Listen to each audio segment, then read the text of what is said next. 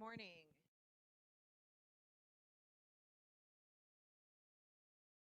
Thank you, everybody, for joining us here in person at Magic Johnson Recreation Center, and those of you who are joining online via WebEx and on YouTube.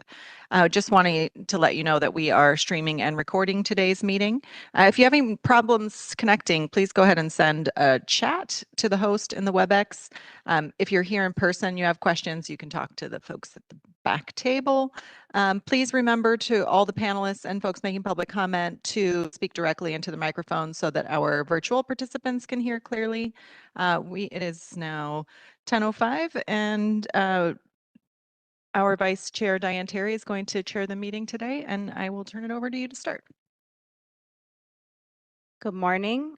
It is 10:05, Monday, June 9th, 2025, and I am calling to order this special meeting of the Los Angeles Probation Oversight Commission.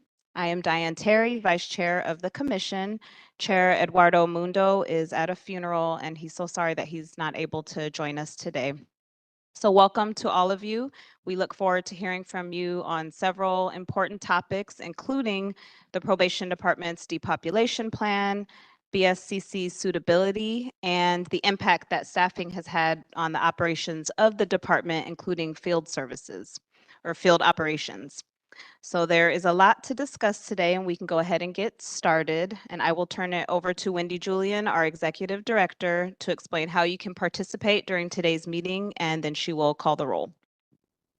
Thank you. As Diane said, I'm Wendy, Executive Director of the Probation Oversight Commission. I just want to start this morning by thanking the commissioners for being here, those of you who've joined online and those who are here in person, understanding that today and this weekend have been difficult days for this city that I love very much and our county, and that we decided to go forward with the meeting because of the importance of the topics and actually the relationships of the topics of what we're talking about in justice reform and probation oversight to the overall questions of democracy and civil rights and the rights of citizens in our county. So for all of you out there who are impacted by the activities that have occurred over the weekend related to ICE strategies and protests, we ask that you please be safe and stay safe and continue to boldly exercise your civil rights. With that, I will get started, unless you wanted to say anything further. Okay, so as always, we encourage real public participation in our meetings, and we welcome your comments in writing or live today. Because this is a special meeting, we're only talking about the business that's contained in the agenda. That's all we can consider or discuss today. We will take public comment today, just like we always do on every agenda item, but there's not a general public comment section at the end because it's a special meeting. If you do want to give public comment on topics that are not on today's agenda, or if you don't want to give the public comment live, you can do so by emailing us at info@poc.lacounty or by attending our next regular POC meeting, which will be on June 23rd. As usual, the way we're going to do this today is Vice Chair Terry will introduce the items, we'll hear the presentation, and the commission will discuss the items. Then we'll take public comment before the commission takes any action. This meeting is scheduled for 2 hours. We will ensure that there's at least 30 minutes for public comment. However, we may need to limit public comment to 1 minute if a lot of people are signed up for individual items. Vice Chair Terry will decide that after each item, depending on how many people are signed up. Please help me by stopping your comments immediately when your time ends. We have a little timer in the room now to help with that. Please make sure your comment relates to the subject matter and remain respectful of each other and the forum. It's really easy to participate. If you're here in person, you just need to come up to the podium and introduce yourself. If you joined via WebEx, use the little raise your hand function. It's like a little icon that looks like a hand at the bottom of the screen. If you're calling in on WebEx, you need to dial *3 on your phone, and that activates the raise hand feature. Once we call on you, you need to unmute yourself, whether you're on WebEx or calling in. To unmute yourself on the phone, you dial *6. And again, feel free to submit your comments in writing. We'll attach them to the agenda. As I said, we're broadcasting live on YouTube, and there's no engagement with users on YouTube. We do encourage you to subscribe, though, to our YouTube channel, also following our social media at LA County POC for more information. Buenos días y bienvenidos. Ya hemos iniciado la conferencia por Webex y en persona. Si le gustaría hacer un comentario público después de que empecemos la reunión, por favor, haga clic en la imagen de la mano y abriremos un micrófono. Si está escuchando la conferencia por teléfono y quiere hacer pregunta, presione estrella 3 y le avisaremos cuando sea su turno. Si está viendo la conferencia en vivo por YouTube, no puede participar. Tiene que conectarse vía Webex y hay instrucciones de cómo hacer eso en nuestro sitio de web. Si prefiere hacer sus comentarios en español, les daremos el doble del tiempo y podemos proveer traducción al inglés o usted puede proveer su propio traductor. Nomás avísenos. I am going to call the roll. Commissioners, please respond when I call your name. Commissioner Dolores Canales? I don't know. I have. Yes. Can you turn on? Oh, we were just calling roll. Oh, okay. Okay. But I can see that we're getting started. Commissioner Harris. Commissioner Shea Jackson. Commissioner Millie Kakani. Present. Commissioner Meredith is absent. Commissioner Sam Prater. Commissioner Tyreek Ship.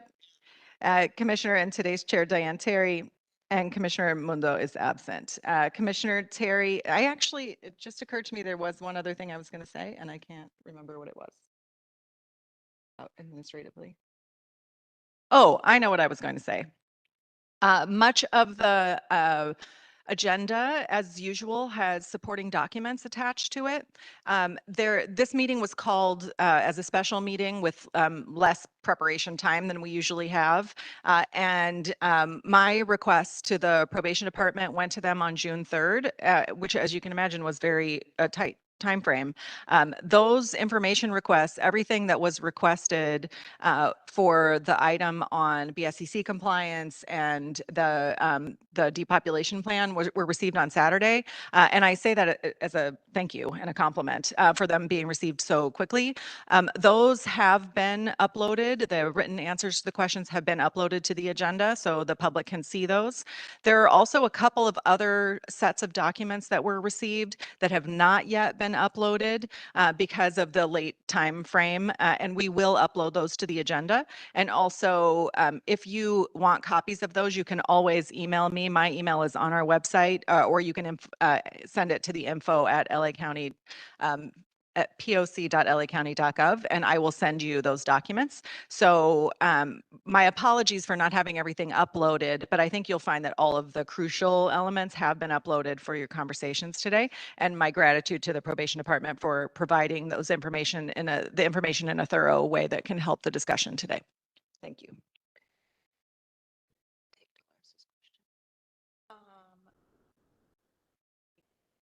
Commissioner Canales, you said you had a question, so I didn't know. Is it for this agenda item? Since it's not in the minute until close. Okay. So on to agenda item 2, which is the approval of the minutes, and that is one of those documents that Wendy was just referring to. We were going to table that item. The minutes are not included as one of the attachments. So we were going to table this item to be approved at our meeting later this month in June. So that takes us to agenda item 3, which is to discuss and take possible action on the implementation of the LA County Probation Department's Depopulation Plan and the department's response to the POC's recommended solutions that do not conflict with the plan. On May 16th, Supervising Judge Miguel Espinoza approved the LA County Probation Department's Depopulation Plan for Los Padrinos Juvenile Hall. Judge Espinoza added some additional orders and timelines for the population. One of the additional orders was that some youth could remain at Los Padrinos, but that it had to be found suitable by the BSCC. Since the chief was unable to join us today due to a conflict, we did ask for written responses for this agenda item, and those responses were received. So joining us today, we have 3 representatives from the probation department, and I'll actually have you introduce yourselves and then share a little bit about the updates you all will provide. Good morning, Jocelyn Roman. I'm acting juvenile deputy director. Is it on? It looks on. Yeah. Can you hear me? Oh, wow. Okay. Jocelyn Roman, acting juvenile deputy director. And I'll pass the mic down so we can introduce. Cesar Mayorkin, Director over IDC and CDP. Angela Walker, Senior Director for Juvenile Special Services. All right, thank you and welcome. So just so everyone is clear, we asked the department to give updates on a series of items: progress on preparation of facilities and plans for movement of youth, progress on compliance with BSCC, progress on implementation of Judge Espinoza's directives to the department in the order to show cause hearing, updates on the notification process to families and communication with community-based organizations and county programs and service providers who are impacted by these relocations, and then a response to the POC depopulation solutions regarding the process by which youth are assessed at intake for eligibility for release, opportunities for improvement in detention reports, recommendations, and improvements to the intake process that would reduce the length of stay for youth who do not pose a risk to public safety. We will also have someone speaking after probation from DYD, who is Ale Hazert from the reentry program at DYD, who will share some information and takeaways regarding the DYD community dialogue events that have been happening. 4 have been held so far, and the 5th one will be held this Thursday. So I'm not sure if he is here. Oh, okay. Okay. So after we're done with this item, then we'll have you come forward. And linked to the agenda are several supporting documents, including the POC's recommended depopulation solutions, the probation department's depopulation plan, and the presentation that probation submitted to the board for the June 3rd board meeting. So before we get started, Wendy is going to give some quick background about the global plan and the depopulation plan, just to frame the conversation. Thank you, Chair Terry. So the chief gave a pretty thorough presentation to the Board of Supervisors last Tuesday. And at the end of the presentation, there were a number of public comments, and then Supervisor Mitchell made a statement about clarifying some of the differences between the global plan and the depopulation plan. And so I thought I would just echo and expand on that a little bit, just to help the conversation, to make sure that everybody in the public who's listening understands why these items are sometimes referred to in an overlapping way. So the global plan was a direct response to a board motion that happened many months ago. And that global plan came out, and there was a lot of robust conversation here at the Probation Oversight Commission, at the board, among the public. And then in an overlapping way, the Judge Espinoza, required the department to develop a depopulation plan. And the department developed that and then shared it publicly. That's attached to the agenda. I think the reason that there is some confusion is that there are some elements of the depopulation plan that are also in the global plan. But the depopulation plan is the plan that was approved by the judge with some additions, I think I would say, no subtractions, some additions. But the conversation now in terms of going forward is about the depopulation plan.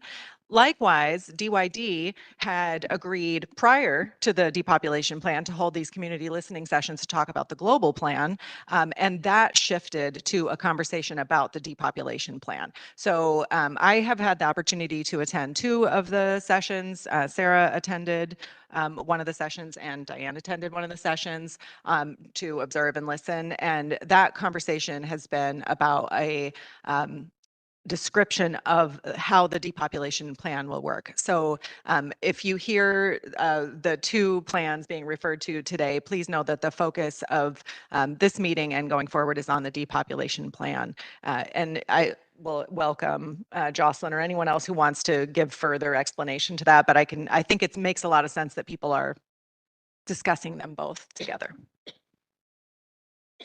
All right, we will turn it over to you all. Good morning. Let me move this way a little. I'm going to start off, I'm going to follow your agenda so I can go in direct order. The first one was the progress on the preparation of the facilities and plans for movement of youth. So the first thing that we know is we've already depopulated Camp Page. Camp Page has already started construction. It started last week. The timeline for the construction is approximately 8 weeks. It was replacement of a beam, some roof work to be done, some electrical work to be done to the panel on the control center. So the estimate is 8 weeks for that. So currently there are no youth over at Camp Page. The other facilities that will require some work have not started anything. So one of them would be Campus Kilpatrick. We submitted, well, let me not say that we started anything. Let me backtrack. We have submitted our plan for what is going to take over to the BSEC. The BSEC provided us a response on Friday with some more questions clarifying, but none of them have to do with any construction. But it was more clarifying on what our operation would look like and how it would function. The things that have come up, and I think you guys had brought them up as well, we're working with our partner agencies, DPW and everybody else to make sure that we're making all of the repairs or any adjustments that need to be made. The chief spoke to it at the board the other day where he mentioned a lot of the things we were aware of, however, they weren't high on the priority list for the county. Now we've had to reprioritize and we're doing that. We have several calls every single week to make sure that we're moving in the right direction. And by several calls, I mean at least 3 or 4 where we are all on the line and we're talking about what it takes, where we are, what's going on. So that's for Kilpatrick. There were no repairs needed or any changes to DKC and no changes needed for Berry J. Now, anything that was home-like or any of those things, those are continuing.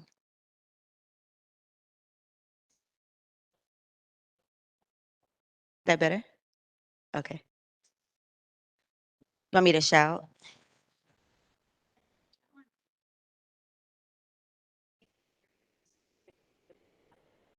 That should help? Yes, no? Better? Okay. I'm gonna have to use a dorm voice. So there are no other repairs that are needed at any of the other facilities. Any questions about item 1 before I move on? I'm a little confused. The plan you submitted to the BSEC, their concern is about operations, but do you intend to do construction at DKC? Any repairs? And if so, what are they specifically? At DKC? Sorry, CBK? CVK. I do that too. Kilpatrick. Some of the things that have to be done are going to be windows for Title 24. Now, there might be a possibility that the windows can wait a little bit longer, whether or not they have, it's going to be up to the BSCC to say at what point we have to make those window adjustments.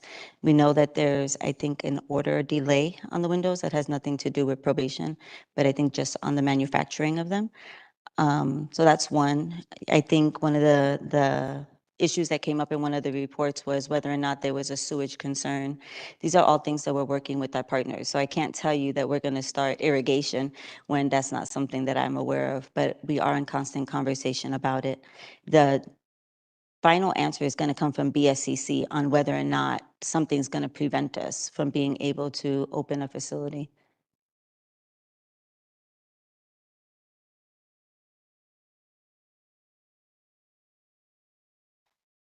Number 2 would be, oh, I think there's go a, ahead. I'm Go ahead. just curious, generally speaking, if there are a lot of deadlines that are, or like timelines that go out 8 weeks and we have deadlines as soon as June 16th, it's not really making sense to me how you guys are going to have these things implemented in a timely manner for some of the deadlines according to the plan. So the Camp Page construction was already calculated within our proposal to the court. So that one really doesn't impact any of our movement or the deadlines that exist. So Camp Page was meant to be under construction during this period. We were all aware that that was going to happen. The final move happens, and if go over the plan again. But the very final move that happens is we would move developmentally disabled youth over to Dorothy Kirby Center. And Dorothy Kirby Center would actually be housing temporarily youth that are pending going to camp and pending going to placement. Those youth are the ones that we want to have at Camp Page. So they wouldn't be at LP. It's part of the depopulation plan, but they would be at Dorothy Kirby Center temporarily until Page is actually ready. Okay, and how soon would you guys be expecting to get the girls over to Kilpatrick? It's all dependent on the timeline for the things that we've already prepared and submitted to the courts. So one of the things that we had to prepare, and I think it's, I think it's item number 3, was the info to courts for the youth to be able to leave Campus Kilpatrick. So I can cover that when I get to item number 3. Okay, I'll please proceed now. No worries. I'm trying to keep it in order. Yeah, sure. Sorry. How many youth do you plan on moving to Dorothy Kirby? Dorothy Kirby Center would receive the youth that are pending placement and pending camp. So that number might fluctuate. I can't give you an actual solid number, but we're thinking it would probably be somewhere around 20. 20. Okay, so I'm just trying to do some math here because my read from the tentative order was that LP should be down from 278 to 197 by June 16th, which is pretty soon. So you have 20 youth who are going to be at Dorothy Kirby in the next week, 2 weeks, 3 weeks by June 16th. So what we presented to the court were timelines that we were wanting to meet. However, Judge Espinoza gave us timelines that we have to meet before we can make any movements. So a lot of the things that he gave us have a 30-day, 45-day window. So the proposal that we gave of June 16th may probably not come into effect because we're meeting the other timelines that Judge Espinoza gave us. Okay. Are you going to talk about those timelines and where, like, because I know just as I'm looking I at am. that tentative order, sorry. Yeah, I guess I don't want to jump the gun. So are you going to talk about the Yes. timelines? Is that item 3? Okay. Yes. And then can you just, it always just feels like we're speaking super vaguely. Can you give some specifics around what it is that you are seeking to do at Kilpatrick, say? Like, I know, like, we talk about sewage super vaguely.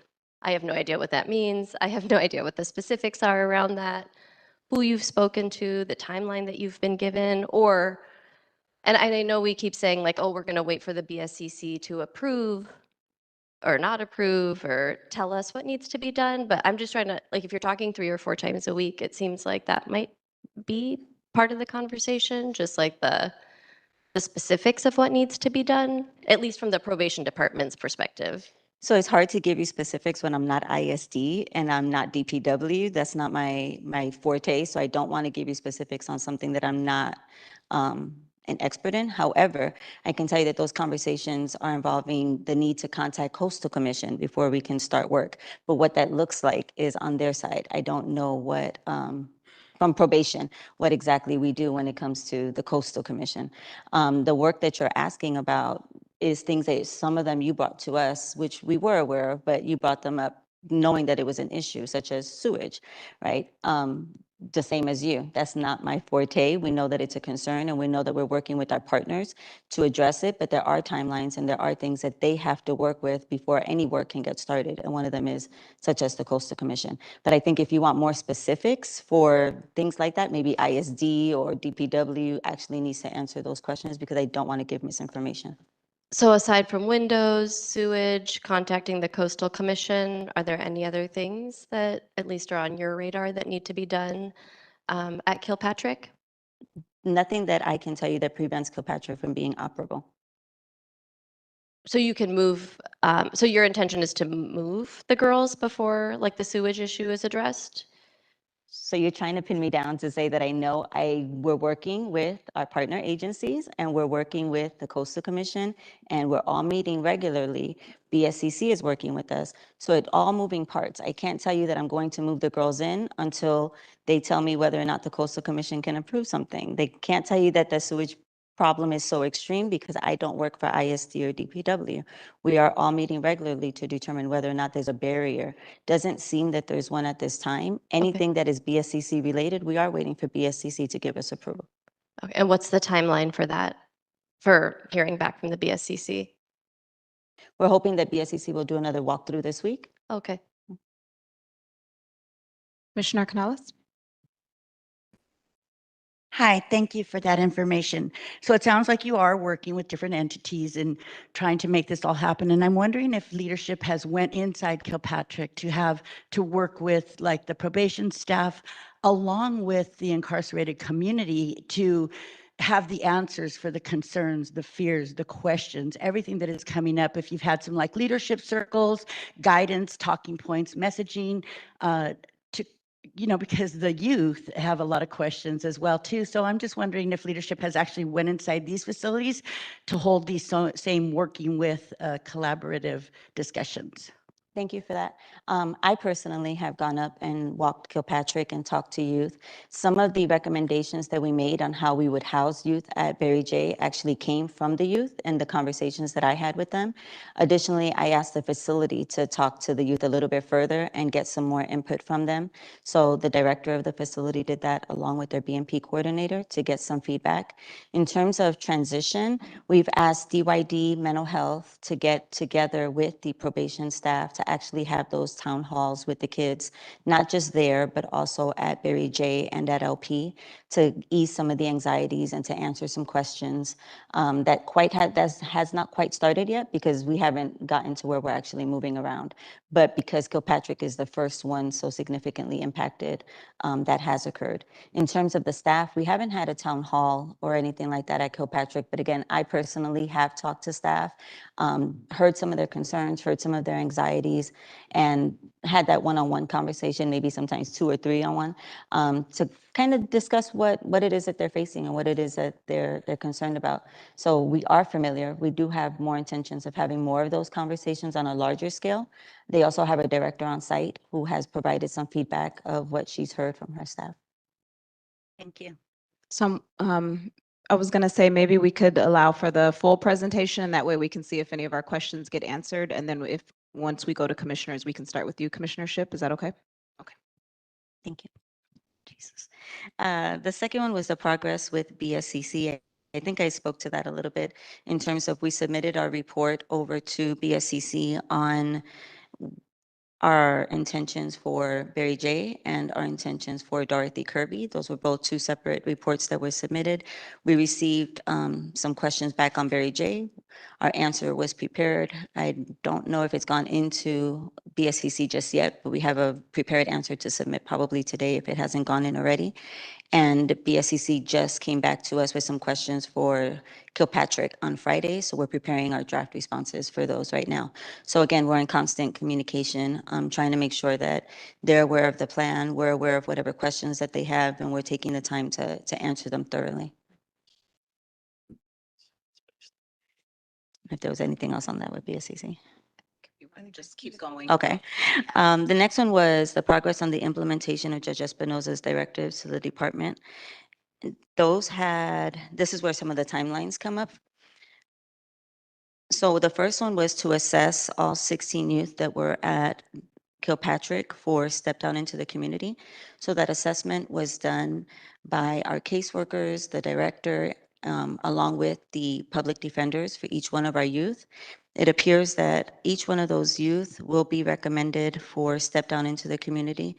Actually has already been recommended. Those went in last week. So Judge Espinoza had given us a 2-week time frame to submit those. And the assessment actually looked at the length of stay that they had in SYTF, how they responded to DSS, how they have showed their progress. I asked questions about where they're in high school, where they're in college. The readiness for release was really taken into consideration. And because we had stopped intake to Kilpatrick, we didn't have any kids who had just gotten there and would have to go back to Barry J. So everybody was pretty far into their program. So it was actually a really good opportunity. So they would have already been going in that direction. I think there was maybe 1 or 2 that we're changing a little bit of a timeline on, hopefully to not have to have them go to Barry J. So they're presented to the court. It's up to the court whether or not those youth are going to step down into the community. But in a collaborative effort, every single one of them has been recommended.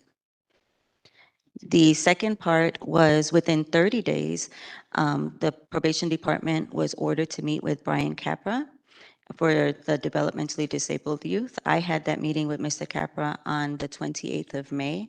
It was a very productive meeting. We discussed the youth that would be going over to Dorothy Kirby Center, any youth that would be remaining at LP, any youth that would be going into Kilpatrick, making sure that we have continuity of care, making sure that we're providing services equally, regardless of what institution they are at. There was questions about Passports for Learning, which is a program that's ordered by Regional Center, making sure that youth have access. So knowing that that has about a 2-month timeline because of the work that has to happen at Page before those youth can move, we have a really good opportunity to make sure that we're moving forward appropriately. And I think collectively, everyone on the call was looking forward to seeing the work that can be done for that population over at Dorothy Kirby Center. Within 45 days, the probation department was ordered to work on transportation and visitation for CBK. That is a work in progress. Again, we have 45 days to come up with what that plan looks like. We're working with DYD. We'll talk a little bit about community meetings in a while, but it has come up in the community meetings, so we've received some of the feedback from them. We're looking to see if there's options to expand some of the contracts that we currently have, or whether or not there's an ability to actually place it into a contract that we currently have to assist with transportation. So that's something that is still in progress, not ignored, being talked about, and we're looking for a resolution. The fourth one was identifying youth who qualified for fire camp. The 45 days was the time frame that we were provided for that. And we had 36 youth assessed. I had someone come down from Barry J. Nidoff, go and actually interview all of the youth that qualified at LP, talk to them about the program, find out how interested they were. We looked at some of the things that disqualify youth from being able to go, and it was discussed a little bit at the board. Some of the things that we know are things like asthma, medication. Those aren't things that we control. Those are just part of the program that would be things that exclude youth from being able to qualify. So out of the 36 assessed, at this time, 14 qualify. Now, that doesn't mean that more wouldn't qualify. One of the things that they look at is behavior as well. So something like a change in behavior could actually help a kid get into a program. So on a precursory level, it looks like 14 out of the 36.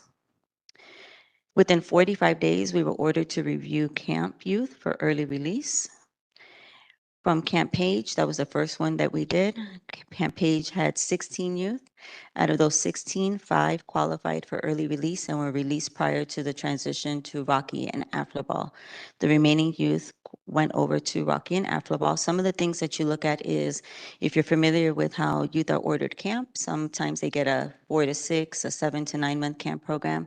So they have the ability to early release based on their behavior, based on participation in programming, graduation from high school. There's different qualifiers that help them move forward with early releases. So we continue to take a look at those. We're still looking at the ones for Rocky and Afterball, but that's a regular process. It's not something that just came up because of the order. So we do regularly release youth early based on their behavior as part of the behavior management program. Number 6 was an update on the step down. So it was reported that we have a 5-month delay for Boys Republic, specifically in the court order. So we were asked to assess our step down. So since then, we actually had a contract with Amity that was in progress. That contract has been signed. They have, I think, 10 beds, and Amity will be able to take youth beginning in July. We've consulted with Boys Republic to see if they have any interest in expanding their step down. They're going to discuss that with their board. So we're already looking forward to opportunities with new contracts for step down. And as I mentioned, the one for Amity was already in progress. The last thing was number 7, timely progress reports for youth in the community. So this is something that we have already been working very diligently on, trying to make sure that we're getting these reports in on time to the courts wherever possible. If not, we're doing continuances. And so we're aware that that is something that we have had to address. Part of the redistribution of officers, we intend to utilize probation assistants, also utilizing our probation officers as they get redistributed. And there's a little bit of a conversation that'll happen with that with the union, so I can't really go into it because we're just starting them, but the redistribution will allow us to have more focused officers in the offices to work on that reports on time. And like I said, it's something that we've already focused on. Oh, it's okay. And that covers the items for the updates for the order to show cause. The next one was the notification process for families and communication with community-based organization and county program service providers impacted by the relocation. For that item, we've been discussing it at the community events, which we've been lucky enough to have good advocacy at, so they're able to tell us a little bit more about their needs. We have already had one event over at Barry J. Nightoff to discuss the transitions that are coming up with the communities, stakeholders. Our websites are updated. We're continuing to update them. I think right now there's not some very specific information because we don't have dates to provide, but that's part of our communication strategy. We're also intending to utilize our social media to communicate out. We've had parents and directors and supervisors available to answer questions. Directors and supervisors available to answer parent questions at visiting. We've also had a dedicated email address created for people who can't maybe come interact in person but have a question that's being checked regularly by family. I think we call them ambassadors. They're also going to be part of the conversations that happen with the youth. So we're making sure that we have people that are dedicated to answering questions regularly. I think that's a concern, is we don't want questions to land somewhere and nobody actually has a response. So I think we're taking a very proactive approach. We're always open to more suggestions, which is what we're getting from this community engagement on how we can get some best practices with getting information out there. Takeaways from the DYD dialogue. I think this is probably a personal takeaway. I've been to 3 out of the 4. I think that they've been very, very, very informative. I think it gets better each one, right? We started out with a smaller group. I think we got a much larger group at the last event that we went to.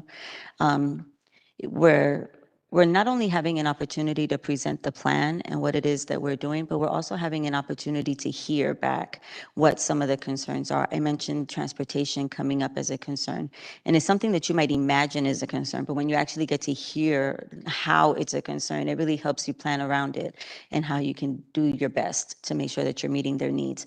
And that's only one example, but on a personal note, I think I'm the only one from the probation that has been to one of those events so far from this panel. But they've been very enlightening, and so I'm sure that you guys will have some thoughts or questions about that. And the last one, I think maybe we'll wait to pass that one down to them. I think I went through most of them. These are going to be the questions that Ms. Walker, Mr. Marroquino respond to. Okay, so then I think we can now turn it back over and commissionership. Yes. So first, I have a question around room confinement, right? Like you got a bunch of youth moving to Barry J. We know Barry J has been in and out of compliance a lot, especially around staffing, right? And we're talking about moving youth who are in a least restricted placement to the most restricted placement, right? What are you guys doing around room confinement and staffing at Barry J. Nightoff? That will be different from what we've seen in the past, especially around the BSCC, because they keep finding us out of compliance with room confinement. So 2 things. Part about the least restrictive to restrictive, that's the Kilpatrick youth, right? So we're hoping that the Kilpatrick youth don't have to transfer.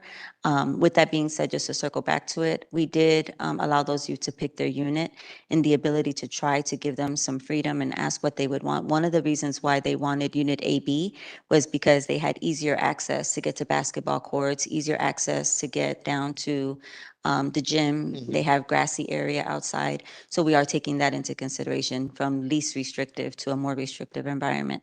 In terms of room confinement, knowing that staffing did contribute to that on our reports at least, we are already doing a staffing assessment, which has been completed for all of our locations. And Barry J would actually receive additional staffing based on that assessment to make sure that that's not an issue. And I also have another question around Kilpatrick, right? For us, when we did our inspection, we heard that Kilpatrick may or may not be getting more staff, and we are talking about building a bigger population there. What are you doing around staffing? Is there some type of program where staff can get some type of incentive to move to Kilpatrick, or what is because that is one of the first things that's going to happen. We're talking June 16th, maybe a little after. But what are we doing to get more staff out there for these young people? Because even if we do have we do move those young people out there, if we don't have adequate staffing, we'll have room confinement issues there as well. So what is the staffing plan for people in Kilpatrick, especially because people don't live in those surrounding neighborhoods? So again, staffing has been assessed for every single location. It is estimated that Kilpatrick will be receiving staff. I'm not sure where you got that from. I think sometimes the anxieties of people are thinking that they're gonna have to work with the current staffing that they have. We also have to think about the gender of all of our staff that are actually at Kilpatrick. So we've taken a look at all of that, and there are adjustments that will be made to the staff over at Kilpatrick. Commissioner Prater? I Or was going to just ask if that includes the kitchen staffing as well, right? Is that in that increased staff capacity? Yes, we're working with our MSB team to increase that. Okay, and I know there was a comment about the use of, or some mentioned the word kitchen, about the facilities. Has that been addressed? I was at Kilpatrick a couple months ago on a visit, and so there was a huge commercial kitchen that was different than the one they were serving food out of that they weren't using. Have you guys addressed sort of like those issues around the use of that commercial kitchen? So the commercial kitchen is for the culinary arts program that was developed for Campus Kilpatrick. So we're hopeful that that would actually be something that we expand upon for the population that's coming in. Sure.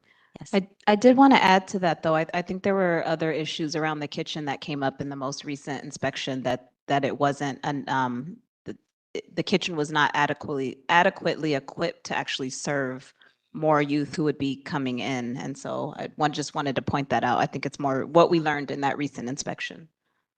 So we're working with the staff from MSB, the staff from the probation side to come up with whether or not we would have to actually be rotating the youth because we may want to keep those populations eating during different periods, rotating them in, which could alleviate some of the issues that the kitchen might face with having to feed so many kids at one time.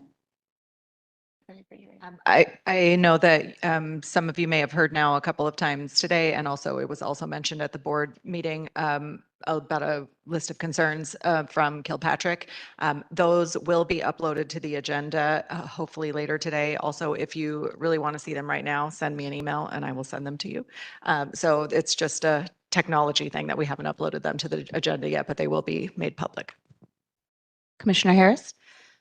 Can you just break it down for me? I don't know that I've heard it, and I'm just curious.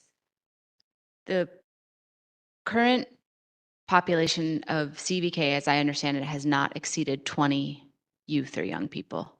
And the proposal is to increase that by over double to almost 50.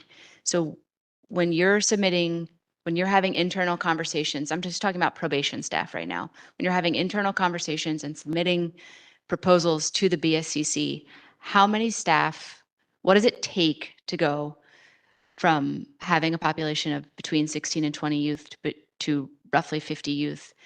What does that staffing look like for the department? How many more probation staff do you need to be going into that facility on a daily basis? So you're asking for the staffing plan, which hasn't been approved yet, so I'm not gonna quite get into all of the details. But you are looking to, first, let me say, the facility was built to house those over 100 youth, right? That's how it was built, that's how it was designed, that's how it was approved to be open. So just because we kept it at 20 doesn't mean that that's all it was capable of handling. So that's first. Second, the way that you staff depends on how many youth you have per building, right? So you look at your ratios that you have to comply with, 8-to-1, one staff for every 8 youth. We would never have just one, so you would have at least 2. So all of those things have to be taken into consideration. Do you have the staff to take the kids to school? Do you have staff to be able to take the kids over to the medical unit? All of those things factor into your staffing numbers. How many cottages you have open? If I put more kids in less cottages, I may require less staff, but we're planning on utilizing all 5 cottages. So all of those things are taken into consideration and have been looked at for the staffing plan, but I can't quite give you a number because we haven't submitted that to the BSCC yet, and we haven't submitted that over to, well, to anybody. That we have it though. Are you confident you have the staff to adequately and appropriately staff CVK at that level? We're confident that we have looked at the staffing and we're making the assessment and the moves that are going to be needed. Again, we're working with the unions.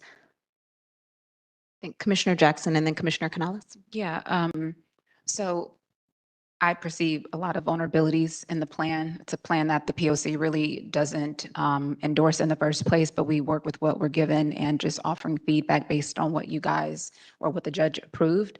There are not enough absolutes and like there are too many uncertainties around a lot of this stuff, timelines, deadlines, things like that. And, you know, we don't have the staff buy-in that we need. We don't have the levels that we need. It sounds like you guys are assessing that on an ongoing basis. That's good. You guys anticipate service delivery delays with like the ISD. There are so many things that you guys just don't have control over. And so I'm wondering if you are engaging in any degree of contingency or scenario planning, because we really need this plan to work. And historically, the department has just not proven that it can effectively plan.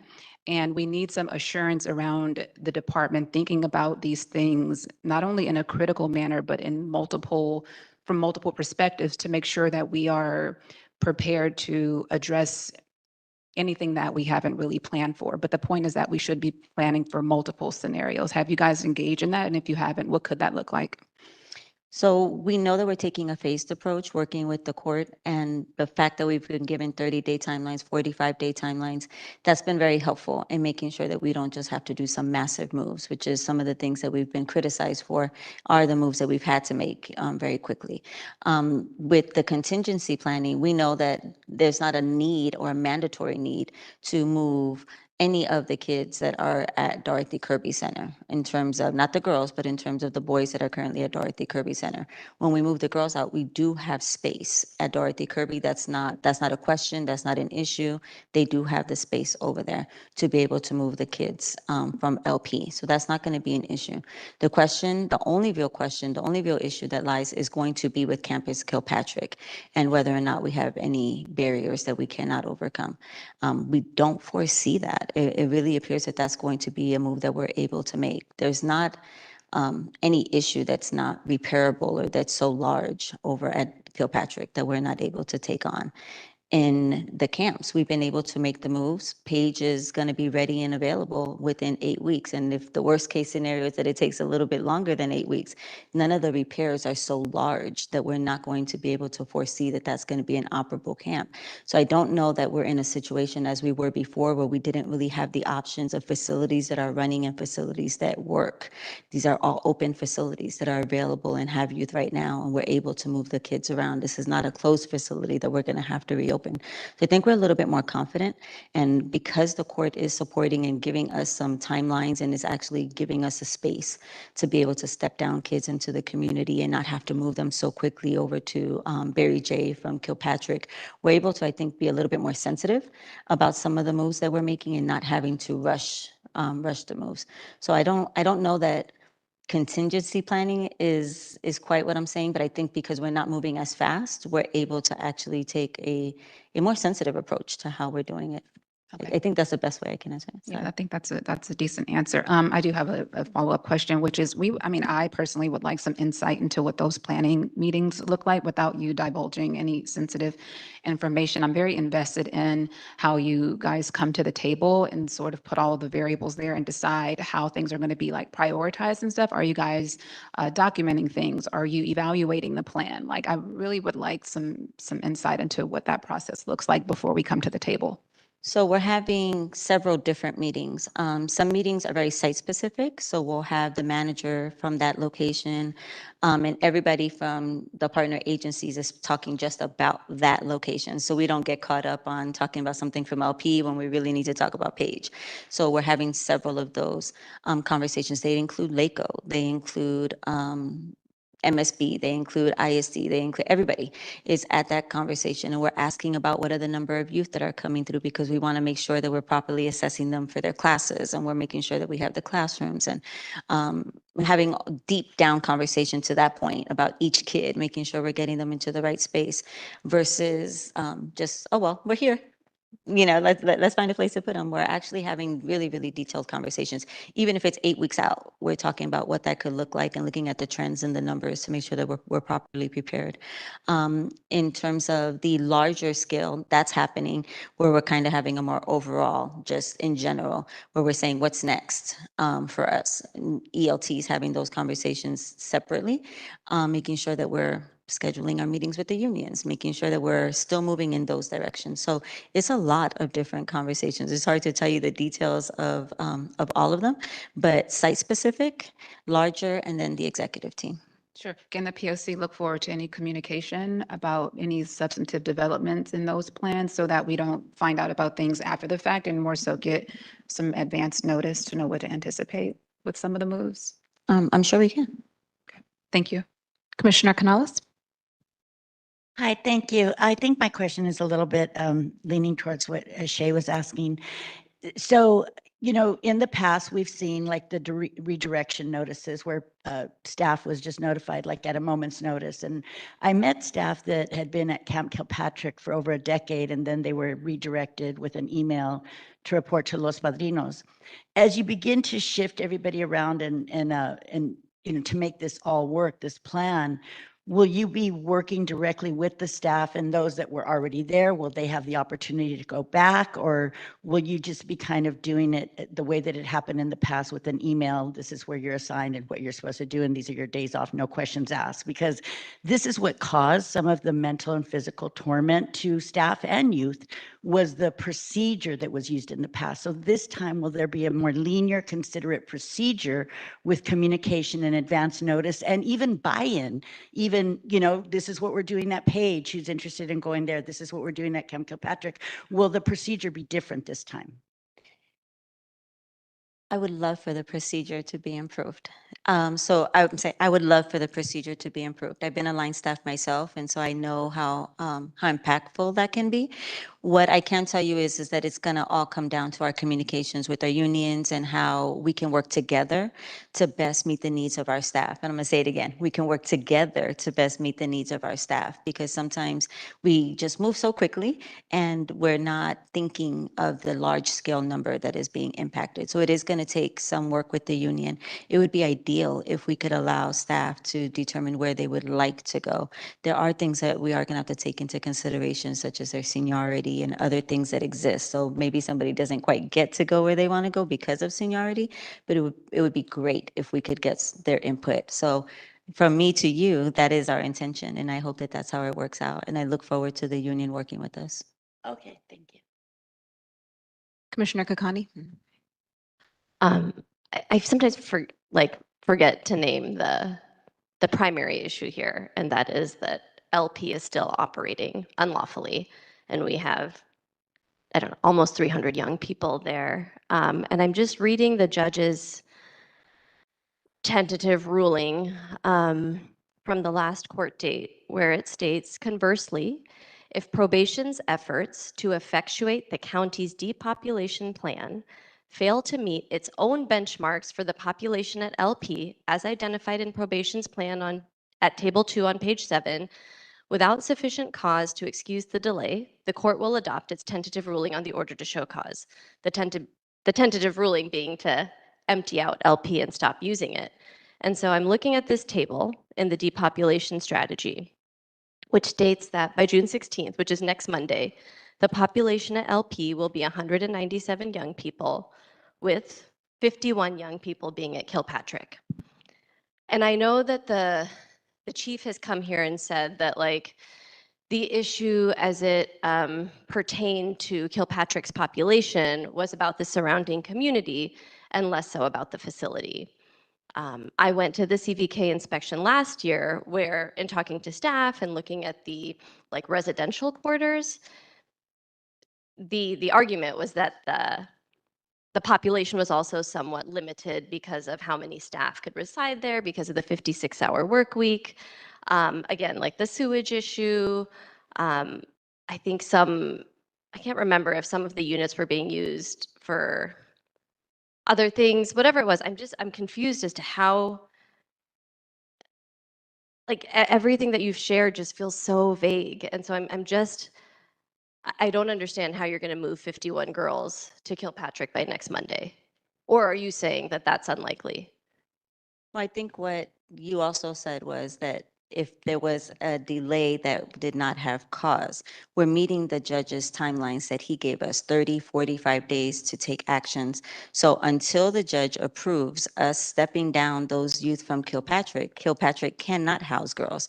We currently have 12 youth that remain at Campus Kilpatrick that we have submitted step down information to courts. If the judge determines that they're going to be stepped down, then that's what we'll do. If not, they're going to be transitioning over to Barry J.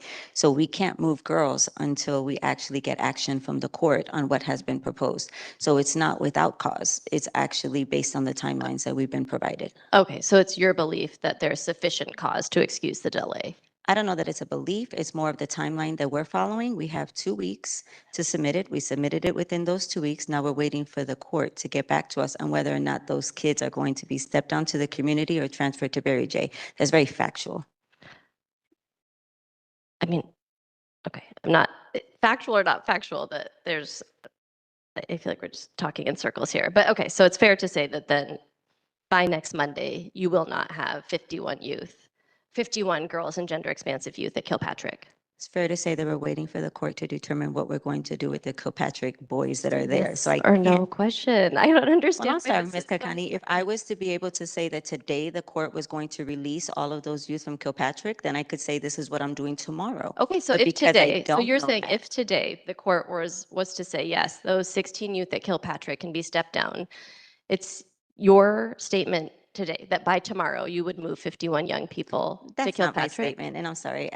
I'm gonna let it go because what I'm telling you is that because we're waiting for the court, I can't plan what's coming next. We have the court telling us that they're going to get back to us on those youth that we've requested step down. Now, we've already said that we're trying to be very mindful of the youth and how we're moving the youth and making sure that we're doing things appropriately. So no, I would not want to move 51 youth by tomorrow.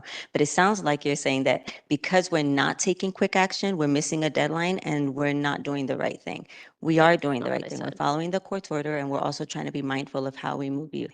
So that's going to be my answer and I'm going to leave it there. So then, do you have housing that would be sufficient for staff that would support 51 young people at Kilpatrick? Again, we've had things that we require the approval of the Coastal Commission on. So that's 1. 2, we've done alternative housing for staff before. 3, nothing in our policy actually says that we have to have housing to actually be able to staff that facility. Okay, so then you'll have some youth or some staff who are not on the 56-hour work week? 1, we have the proposal that requires the approval from the Coastal Commission. 2, we've done alternative staffing housing before, Mhm. right? So that's a Where, and those possibility. staff were housed at, or where were those staff residing at? What was the alternative housing? We've utilized local hotels in the Oh, okay. areas for that, Okay. right? And 3, even if that wasn't an option, nothing says that we have to provide the housing for staff. So although we're trying to do several different things, you can still run the facility without having housing. Okay, and then I guess the last question is programming. Is that set up so that when those 51 young people move to Kilpatrick, I feel like I've heard the chief say repeatedly that his intention is to provide tailored programming for this specific population based on their needs. Is there a programming plan that has also been outlined, and have providers been reached out to? Have contracts been entered into? What's the status of that? We've worked with our existing contracts that already are in place to make sure that we can transfer anything that exists currently over to Campus Kilpatrick. So that's within our contracts department currently. We've also had a really good job of making Barry J more robust.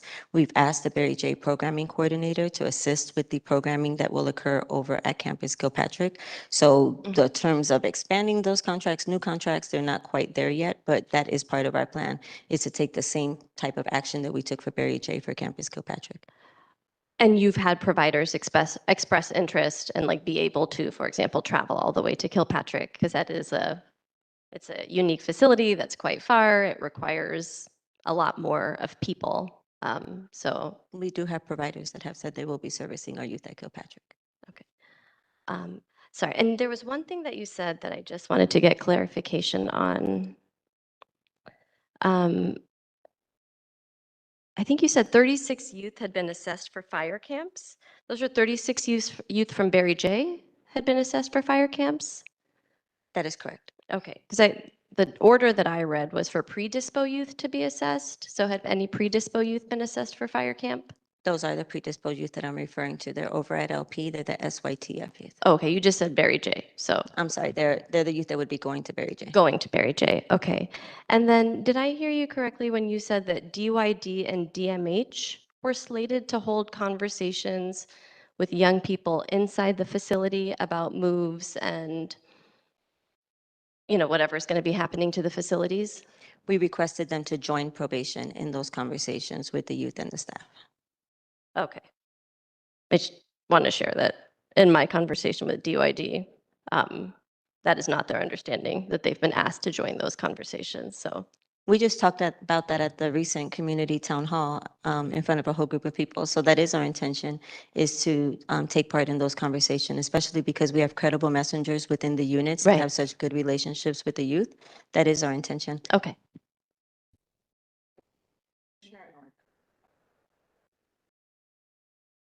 I'll say one more question, and then I know you all have one last item to address, and we have DYD here, and then we have public comment. So do you want to take this last one? Did you prepare the response to our request for the June 9th meeting?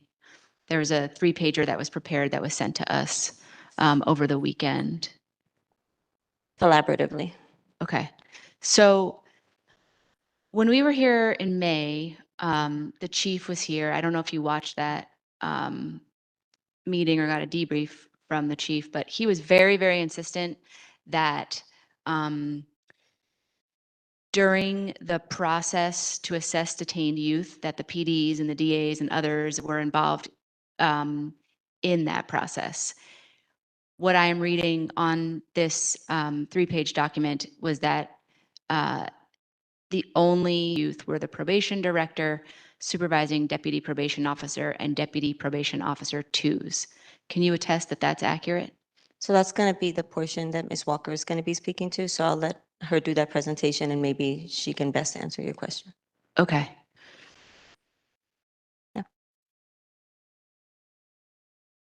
Good morning. So in short, yes, I can attest that that is the process that has occurred, but there are also 2 processes that are occurring with our department. We also had a board motion that was passed in 2023 and have been engaged with the public defender and other justice partners with evaluating detained youth cases. But the process that is the reassessment process that is being undertaken by our department based on the February 14th order to show cause hearing, that order is being assessed, the cases are being reassessed by probation staff. The process was shared with the partners by our previous chief deputy, Deputy Epps, prior to her retirement. And that process gave the criteria that was going to be used for the reevaluation. So the POC recommendation was our #1 recommendation, right? To actually reduce the number of young people that are being held in Los Angeles County facilities, but specifically Los Padrinos pre-adjudication. Are you opposed to actually including credible messengers, CBOs, PDs in these assessment evaluations to actually see some movement of bringing down the numbers to somehow, 6 or 7 months later, come into compliance? Are you willing to do that? So I can't really respond on, officially on behalf of the department in that regard to say that we would include all of those different parties. But again, we are engaged with our justice partners, the public defender, well, the youth's attorney. So whether it's a public defender, an APD, or a private attorney, receives a list each week, and they are able to look at those cases and then bring forward youth that they would like to take a look at in terms of being released early. That process has been ongoing since the passing of a motion back in 2023. This new process that we are engaging in as a result of the order to show cause hearing is a reassessment being done of all new youth that are detained, either 1 or 2 weeks out. Every 1 to 2 weeks, we're distributing a list and we're utilizing the criteria that was shared with the partners. We look at the instant offense, we look at the youth's delinquency history, we look at the youth's behavior in juvenile hall, and those things to assess whether we're going to take them back to court for release consideration.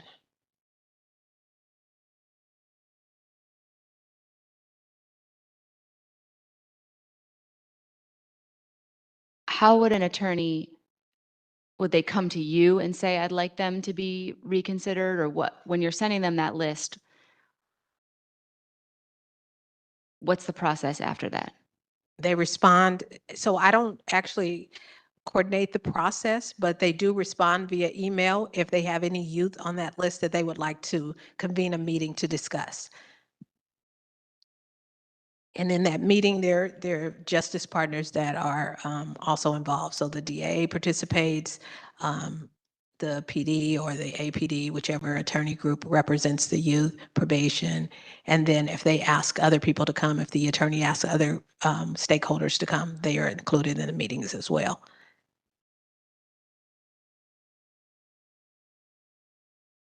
Go ahead. Commissioner Canales? I have a clarifying question, and I know the attorneys already know this answer, but I'm confused. So at our last meeting, the chief said all the youth were already assessed and only 2 qualified for release, and that the public defenders were part of this and other people. So then when we asked more questions, then it was that he had to get back to us. So going from that answer last month, that all the youth were assessed and only 2 qualified, is this now a new procedure, or are you still going off of the chief's assessment, or you're starting something new, working with people and youth are being reassessed because according to the chief, they were already assessed? But I'm sure it's just me misunderstanding. So if you can clarify that. Okay, so what I said was there are 2 processes that are occurring. So one has been in place since the passing of a motion in 2023 where we distribute a weekly list to the attorneys and they review that. And if they identify youth they would like to discuss for possible release to a least restrictive environment, they have that conversation. The process related to the order to show cause hearing, absolutely the process started. Our initial list was distributed on March 6th, and that was an assessment of the youth. So when you're saying a reassessment, the youth we're distributing a list every 1 to 2 weeks, and we are looking at the newly detained youth. And we send those out to the probation officer of record. So the case is assigned, we send it out to that assigned probation officer, and they review the case and decide if they're eligible to be returned for release consideration. And they utilize that criteria that I spoke of, looking at what the current offense is, looking at their delinquency history, looking at whether they've been on CDP on prior occasions and things of that nature. So they do an assessment of that, and then they will submit a report to court. Okay, thank you. Was there more that you all were going to present on this item? Because I wanted to make sure you all shared what you wanted to and then invite DYD to come up.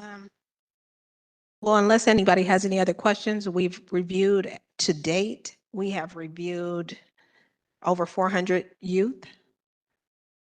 And we, like, again, I said, we are distributing that list every 1 to 2 weeks to the probation officer to do the assessment on the newly detained youth.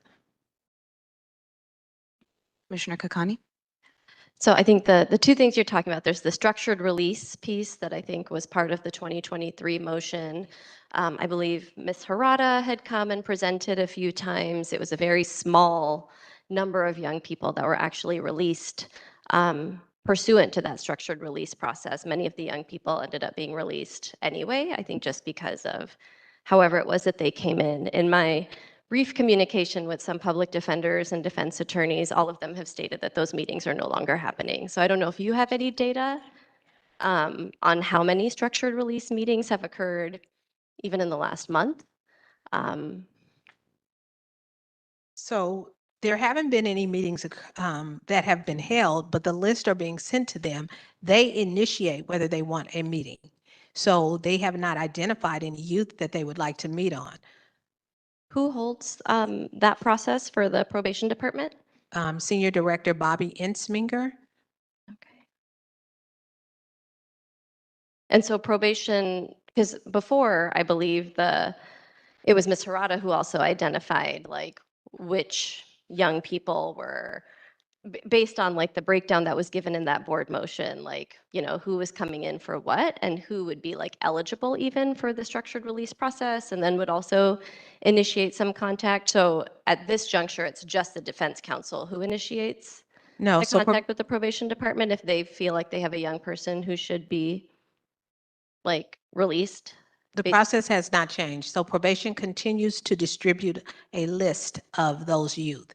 And then the attorney groups will then identify out of their, because they only get the youth that are assigned to their like public defender, APD.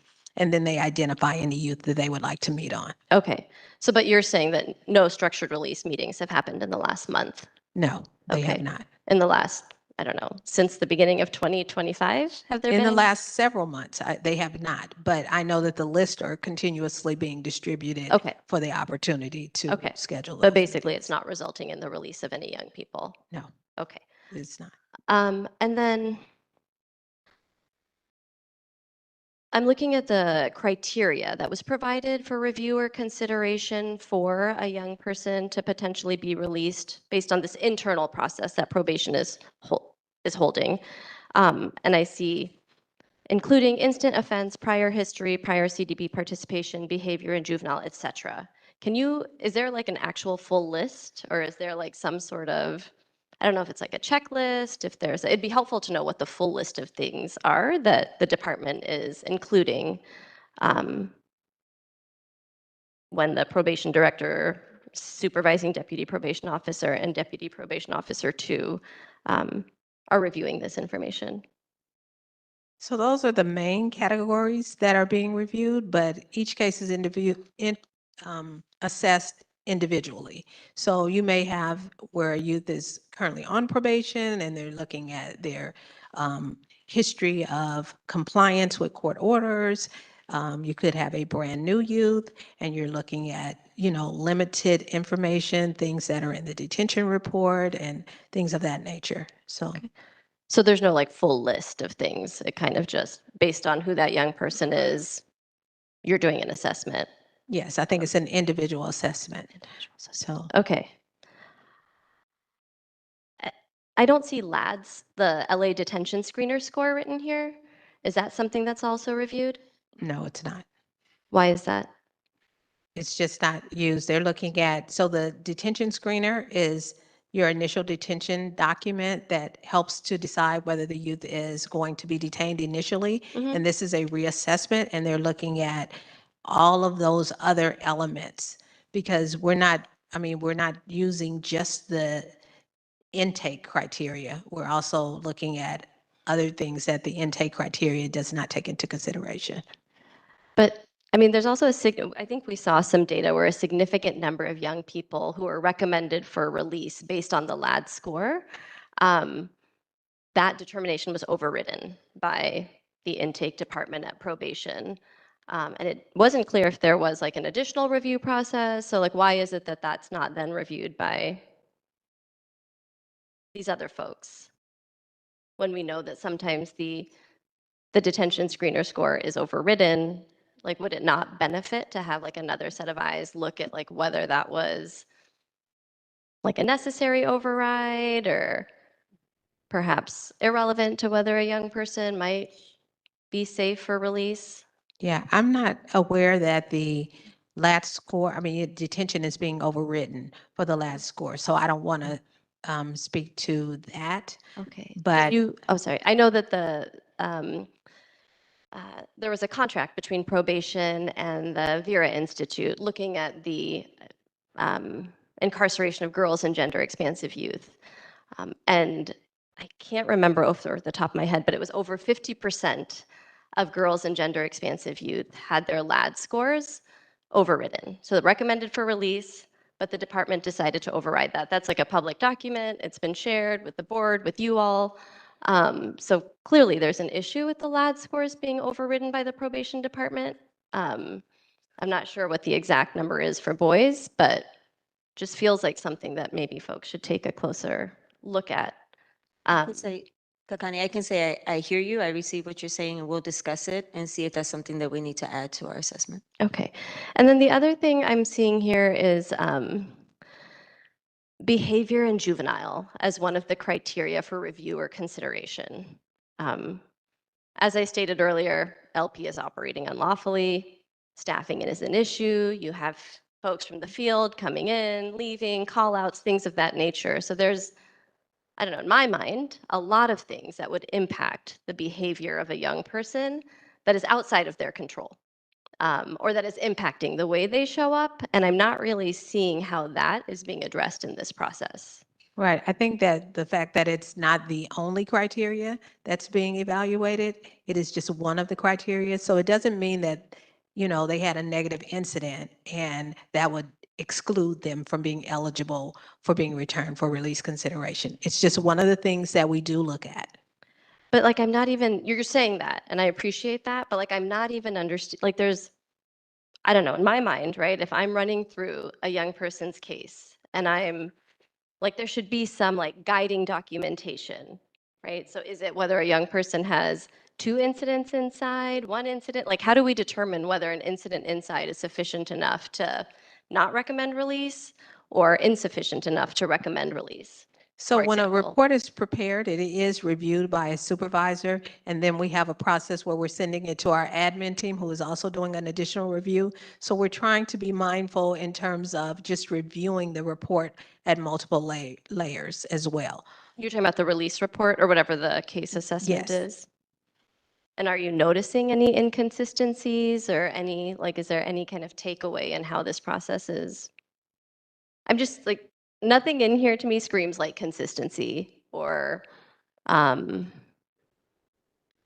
don't know, like just like a structure that can be followed that people can check themselves on, right? Like, I don't know, when I'm doing a case, for example, right? Like I have like a metric by which to be like, yes, I've done these things, I followed this protocol, I've read the discovery, I've organized, whatever it is. But like, I'm just, is there some metric by which people can check how well they're assessing? So those a are the young person's criteria case? that we're using, and we're using our supervisors to review those cases. We added another layer of review of those cases. But I think that when probation officers prepare reports, there's not a checkoff box for everything. We use professional judgment, and then it's reviewed by the supervisor. And now we're adding another layer of review. Can I ask I'm sorry, just a quick question. Is there any consideration of what supports the young person has in the community, whether it's their family or organizations they're connected with, to kind of assess, okay, maybe some incidents have occurred, for example, in the facility, but when they come home, they're returning to a community who can support them. So how is that taken into consideration? They do reach out to the family and speak with the parent or guardian. Okay. Commissioner Ship? Canales, sorry. Real quickly, because I'm looking at the numbers for Los Padrinos. Are you familiar with the detention reduction plan? Is that something? Yes. Yes. So, Vaguely. I'm looking at the numbers. I want to say it was around October or September or November where we got the detention reduction plan, and that was we were supposed to be reducing the population of Los Padrinos, sending more youth home instead of inside the facilities. When I'm looking at the release numbers, uh, right here in July 2024, there were 204 youth who were released or sent somewhere else, right? Um, that and 85 youth on CDP, 44 on suitable placements, 27 on home, right? And that's before the detention reduction plan. And as I look to see the detention reduction plan and start to look at those numbers, there are less youth being sent home, being sent to these places. Um, So my question is, did you guys ever really actually put in place their detention reduction plan? Especially when I see youth being moved to men's central jail. Well, let me rephrase that. Not men's central jail, but being moved to under the sheriffs. When I see youth being moved out of counties, was there ever any like real movement on the detention reduction plan? Because I'm not seeing that piece of it. Before you answer, can I just say the numbers that Commissionership is reading are attached to today's agenda. They relate to this agenda item, but they're actually attached under agenda item number 5 if you're looking for them. Sorry, please answer. I think what I would want to say is that the trends of the youth that come into custody is out of our control. So when I look at the population and I look at the statistics of who is in custody today, that might be different from who was in custody at that time, which makes it a little bit different on whether or not they're eligible for release to the community or something else. And I know I specifically pulled up the data from last week to see all of the charges that our youth are there on. I don't know if that's similar to what we saw before, but we know that can impact whether or not a youth is eligible to be released to the community or something else. I think we would have to really look at who was in custody at that time versus who we have in custody right now. I think for me, the bigger issue is that when we talked about Los Padrinos, and this was prior to Los Padrinos illegally housing youth, but when we talked about youth being moved out of Los Padrinos, we talked to them about not just shifting the youth, but reducing the population across, right? But we see that youth have just been shifted, and that is a problem for me. And also, I think also last year we talked about not charging more youth with adult crimes, right? Not direct filing them or just sending them up to the sheriffs. But as we see, at least 20 youth have been sent to the sheriffs. I mean, like this is, and the reason why I'm bringing this up is because when we come and we talk to somebody else from probation, at one point we get, hey, this is what we're doing, this is the plan, this is where we're going, and then we look across a almost 10-month span, and the plan was never put into place, and now we're here with new plans and we're saying we're going to do this and do that, and my hope here is just to understand, like, how are we actually putting these things in place? Because so far since I've been coming to these POC meetings, every plan that we've talked about has not been put into place as they were supposed to be put into place. I'm trying to make sure that, especially when we talk about these young people and reassessing these young people, that this is an actual plan instead of it's just something where we say we sent out a bunch of surveys and we did it, but we're actually doing it because the detention reduction plan has shown just a switch, a population shift, and not instead of just a population reduction. So I'm trying to make sure that this plan is really going to be the real plan, and this is something that we're actually doing meaningfully instead of just saying we're doing it. So I'd like to say, I remember you asking that question way back then, and I was impressed by the question because you made it sound like, did you just move kids to camp? Is that why you got your numbers down? I remember hearing you say that. So I appreciate analyzing the data like that. Looking at the data that was provided, it looks like in July of 24, 85 were CDP, in March, 92 were CDP. So it seems to be pretty consistent. I see that the numbers fluctuate, which is to what I'm saying, that I think it depends on who's in custody at the time. You had 27 in July of 24 for release home. You have 33 in March of 25. So the numbers aren't that far off, but I just really think that it depends on who's in custody at the time. Not every youth qualifies for CDP. And sometimes you get a big group of very similar behaviors that come in and they don't qualify for CDP. So you're going to see trends that go up and down. But I do think that although the process may not please everybody, and there's always room for improvement on any process that exists, we have a process. We are reassessing, we are going back, we are making efforts to get some of these kids into the community and into placement, into anything other than detention. But considering the large population of Los Angeles, we don't have representative in custody. When you see who's in custody and the numbers of what we have at this time, they're very serious 707B offenses. And so it's hard to say, yes, you just get to go home on CDP and we trust that you're going to come back to court. Some of these cases don't call for that. And I really encourage you to take a look at the data. And it was part of our depopulation report that shows that who's in custody. We continue to work with them. We want to see them go home. At the end of the day, every kid needs to go home. But at this current time, these kids are in custody for these reasons. But we some credit to the fact that there is an evaluation and a process in place and that we're trying to work together to get some of these kids alternative locations. And I'll just edit it this. For me, what I recommend is we shouldn't see a comprehensive plan that says for those youth who, and it was around, I want to say around 30% that were able to come home at that time. But for me, I don't think that we should be coming up here saying that we're going to do these things and not doing them.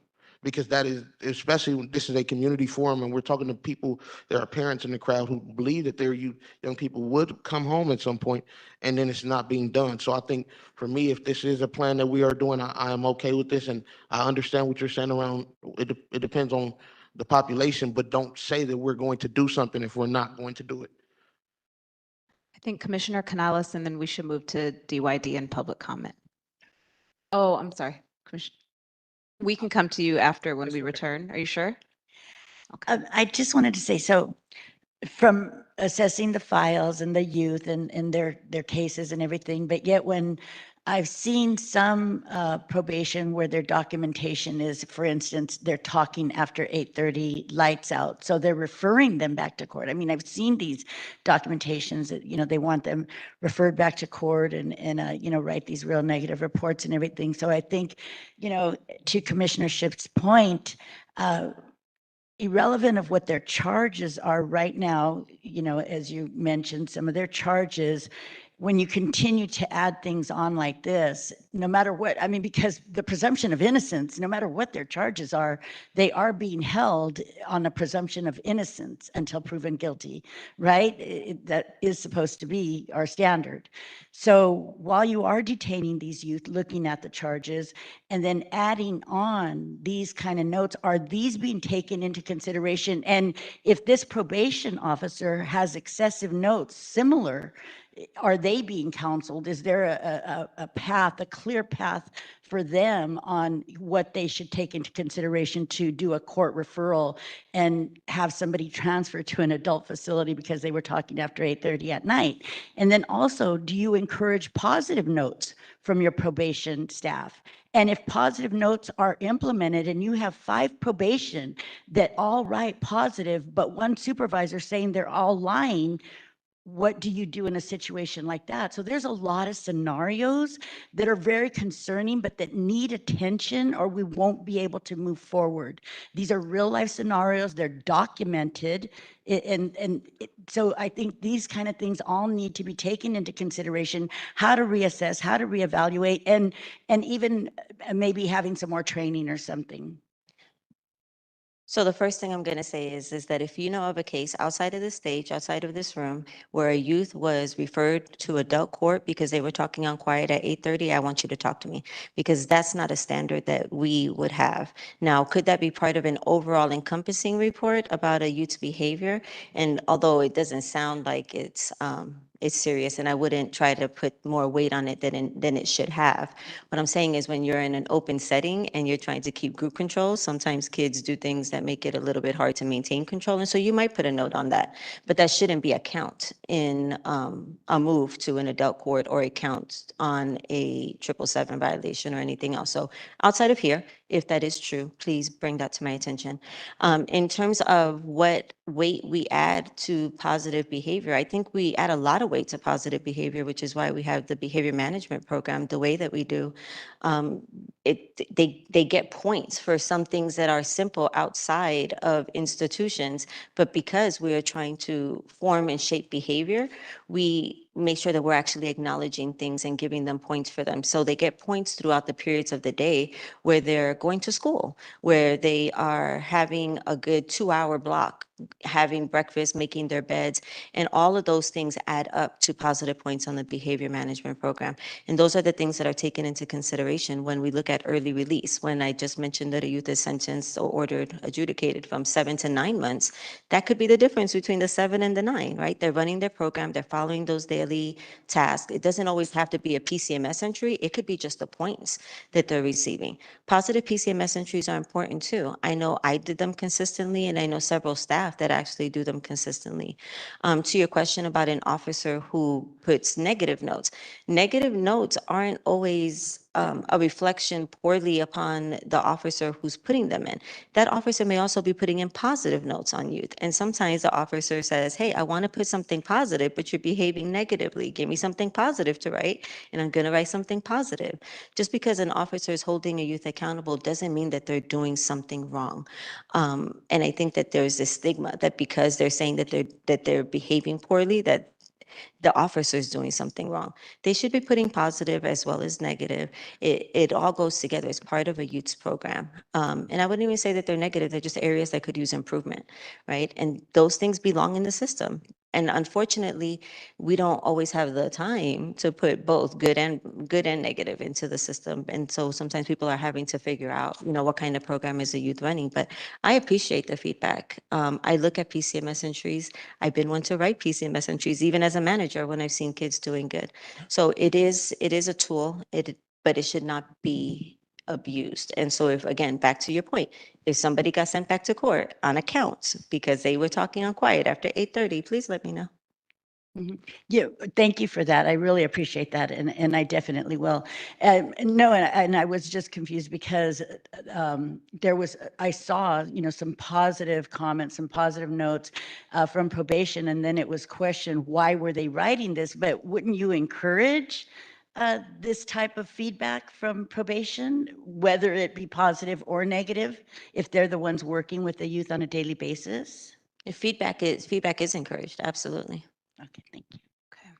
So under this agenda item, we also had DYD who was going to share some takeaways and feedback from the community dialogue sessions. And I believe we have Director David Carroll on the line who wants to start that conversation off.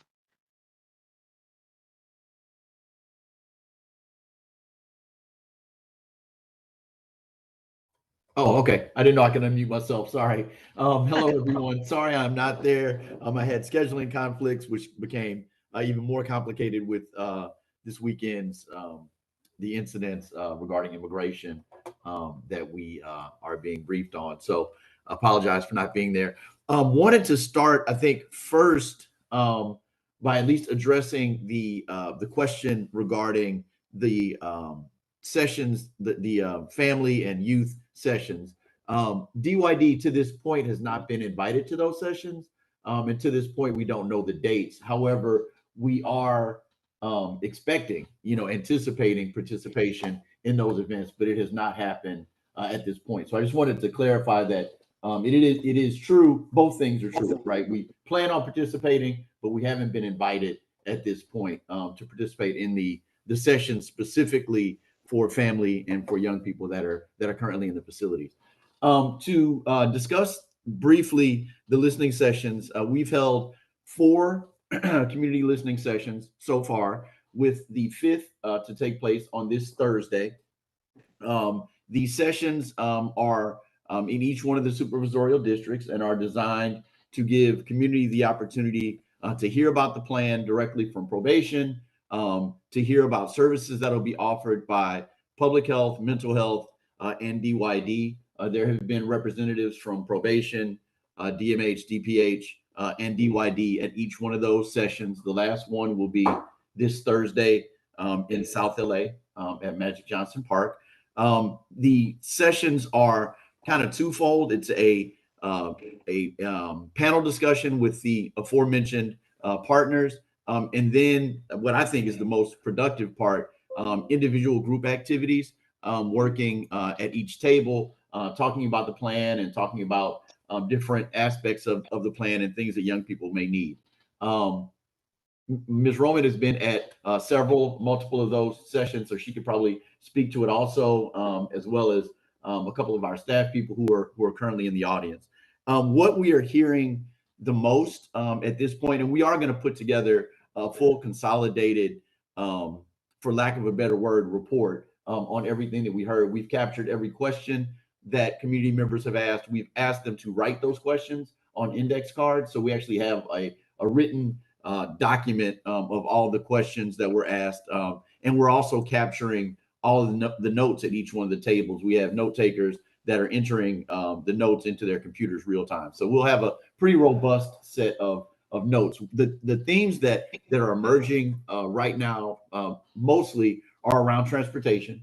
and trying to figure out how families, parents, folks can get to their young person, specifically in Malibu at Kilpatrick, but also at Barry J. There have been some conversations about the lack of available public transportation for young people to be served. Some of the things that you all have mentioned in this meeting, assessment for young people, trying to figure out what young person doesn't necessarily have to be in the facilities. That has been a pretty common theme that has come up in those sessions, as well as a laundry list of other questions, concerns, et cetera. A lot of it around communication, around how families will be notified, around how communities will be engaged in this process. Not only the communities of the young person directly, but just those communities in general, so they know what's happening in the communities in which they live or work. Those are kind of the major themes. We are bringing all that back to both to the facilities meetings that we're having. I think we've got 2 of those today. There are multiple times per week where all of the departments that work closely inside the facilities are coming together. That would include LACO, DMH, DPH, Health Services, ISD, us, probation, obviously. So we are all meeting multiple times per week to talk about the plan. We're also going to provide a synopsis of the sessions to each one of the board offices for their review. And if they choose to take action on any of the items, any of the requests that come out of the meetings, they will have that opportunity. I believe that is all that I have. I'm certainly open for any questions, and again, apologize for not being with you in person today. Thank you. I believe we may be just confirming that we're moving to public comment. Just one moment. On all of them. Okay, so we will go ahead and move to public comment, which is going to, I'm sorry. Just really quickly, are you guys able to address the inconsistency based on the update that we got from DYD, where you claimed that there was outreach to participate in those conversations with families and something said contrary on? I think what he said was we don't have dates set yet, but that they're aware that they're going to be participating. There's no date set for any of those engagements. I heard that there was no invitation. Perhaps we can ask him again. Yeah, I think it's semantics. I mean, I think it's there's no date, so there's no invitation. There's been an invitation for us to participate, right? But I haven't gotten something that said, when I say invitation, I'm thinking about something that's going on my calendar, right? So I know where I'm supposed to be and when I'm supposed to be there. So there has been interest in DYD participating, but there's been no formal invitation, to participate in that event at this point, likely because the dates haven't been set. Okay, great. This wasn't a gotcha moment. This was an opportunity to clarify. So No, I appreciate it. I'm solid because it was one of the first things I said. They're good partners. They're good with our kids. We want to make sure that they're there to keep the tone good. So there was no part of me that thought he did not know he was invited. Okay, thank you so much. Okay, so I think what we're going to do right now, just given the time, is unify public comment on this item, number 3, and on the tabling of the 2 following items related to the staffing and the requests for information. And I'll just say, you'll be able to see on the memo that the vast majority of the requests for information have already been provided. Some of them, the due dates have not yet come due. There's really only one item that was provided but is incomplete, which I feel very confident about being able to work with the department to solve. And so we will be taking public comment. So you can come up and give public comment on item 3. And then I think I need Commissioner Chair Terry to get a motion to table items 4 and 5. I'm looking at Shantae to make sure that sounds right. Okay. Do we do that now? Yes. Okay, can we have a motion to chair items 4 and 5, just in the interest of time?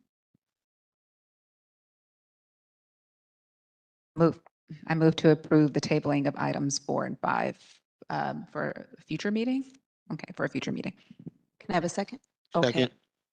Thank you. So that has been seconded by Commissioner, I heard Kakani first. I know there was someone else after that. Any comments? Do I have to take comments? No, I think we'll take public Okay, comment so we'll first and take then public come back. comment and then come back to commissioners. Okay, so if you're in the room and would like to make public comment, please make your way to the podium. If you're online, you can only make public comment if you're on WebEx or calling into WebEx. Please use the little raise your hand function and we'll get a list going. If you're calling into WebEx, please dial *3. That will put your phone number in line for us. If you're watching on YouTube and want to make public comment, you have to log on WebEx. We don't take public comment through YouTube. And we will begin. Welcome, Mr. Bell.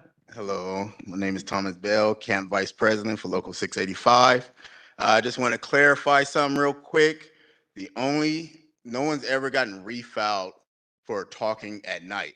If they were refiled for talking at night, it's because they either got up, yelled, and tried to cause a riot, either yelled gang slurs, racial slurs, and tried to call an all-out riot. That's the only thing that would get somebody to that level, is causing a riot at night. But just talking at night, nah, we don't do that.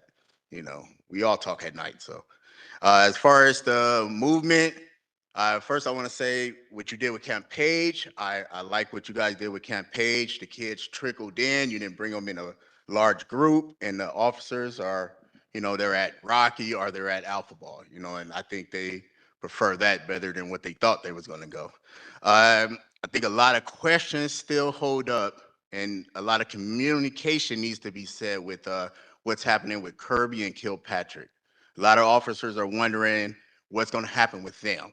Are you guys going to force all the women from Kirby to go to Kilpatrick to work with the girls? Are you going to force the men, which Kilpatrick right now is mainly men, to go to Barry J with the boys? You know, what's going to happen with them? I think communication, you know, and they come to ask me, and I got to say I don't know, because the department hasn't informed me as camp vice president what's going on. You know, so I think a lot more communication. Like I said, you guys did what Paige was good, but even in that level, we didn't know what was going to happen. It just, okay, next week, this is where you guys are going to go.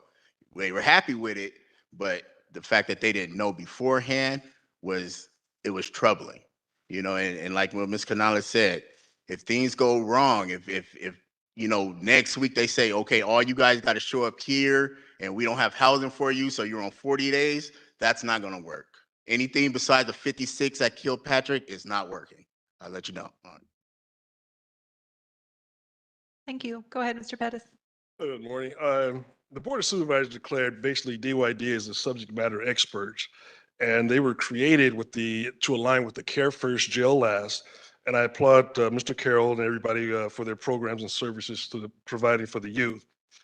However, Los Angeles probation officers have been blamed for the decisions of the Board of Supervisors and the probation administration. As officers, we spend more time with the youth in our care than we spend with our own children. We know these children. It just makes sense that DYD gets to know our minors. DYD should house our minors, which would allow them to be an integral part of rehabilitating our minors. DYD would have the opportunity to be a standard for other California countless counties to adopt. If we bring them in and we coexist, it's a few things that we won't have to talk about anymore. We won't have to talk about safety of minors. We don't have to talk about depopulation, staff shortages, facility changes, continuity of care, permission to enter detention facilities because you're already there, and wraparound services. But it has to be consistent. And we're talking about, we need DYD in there from 2 to 10 every day, 7 days a week, consistently working with probation so that we can maybe address something before it even rises. Appreciate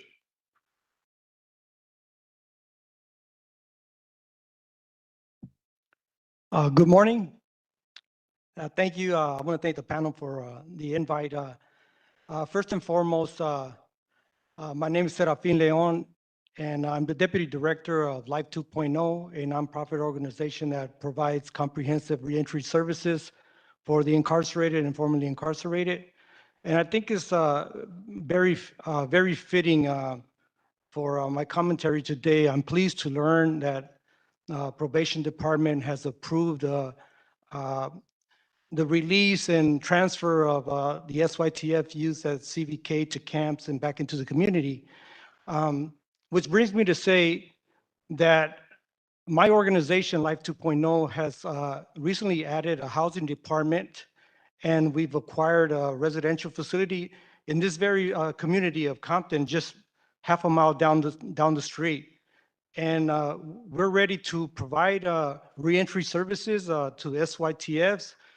I happen to have worked with the Anti-Recidivism Coalition as the Credible Messenger Supervisor for 2 years. I worked at Barry J.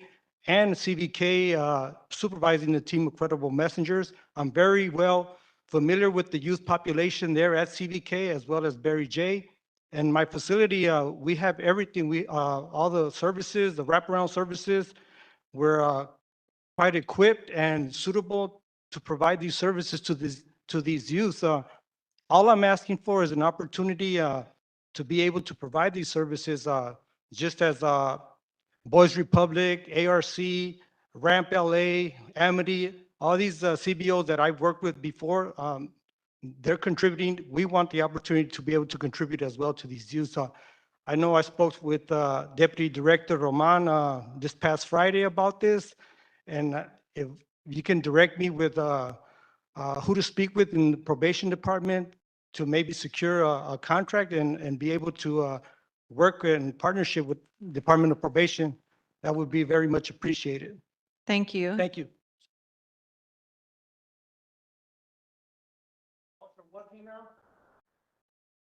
So I have a message for the county council. So I am here trying to speak my agenda items, but the commission continue to refuse to give me an agenda. And then I want to inform the county council that during the Brown Act, the board, whatever the government board, you have to provide a reasonable commendation. In prison, I was learned how to read and how to write. So I cannot understand what they were, whatever they were talking about. But if I have an agenda, I can read, so I can understand. I can provide a better comment.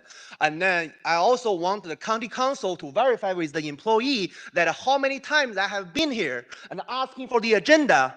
And then right now, I still cannot get an agenda, and I do not understand why. I want to speak on the agenda item, and I want to read the agenda item. I do not have access to computer and or internet or whatever, but I want to continue to provide a public comment on the agenda item, but I was continue to refuse to have an agenda in my hand. And I want to inform the county council, is that a violation of the board right, the Brown Act? Is that a violation of the reasonable accommodation? Because I have been every other board, I have never been refused of a simple agenda. We are talking about depopulation plan. We are talking about LPJ. We are talking about probation. And I was thinking about, forget about that. I think you need to fix the problem of the agenda first. So if you cannot fix a 1-minute job of getting an agenda, forget about your LPJ probation. I think you continue to fail the public. And then I just want to inform the county council, this is the 6, 7, 8 times I've been here, and I want an agenda. County council.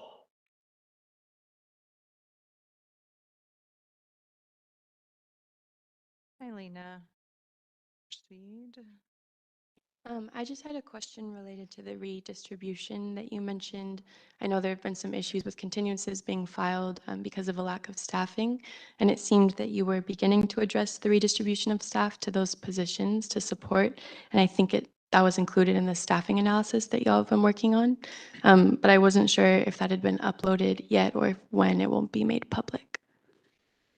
Or if, I don't know if you're able to answer questions, but yeah. Yes, we could go ahead and answer.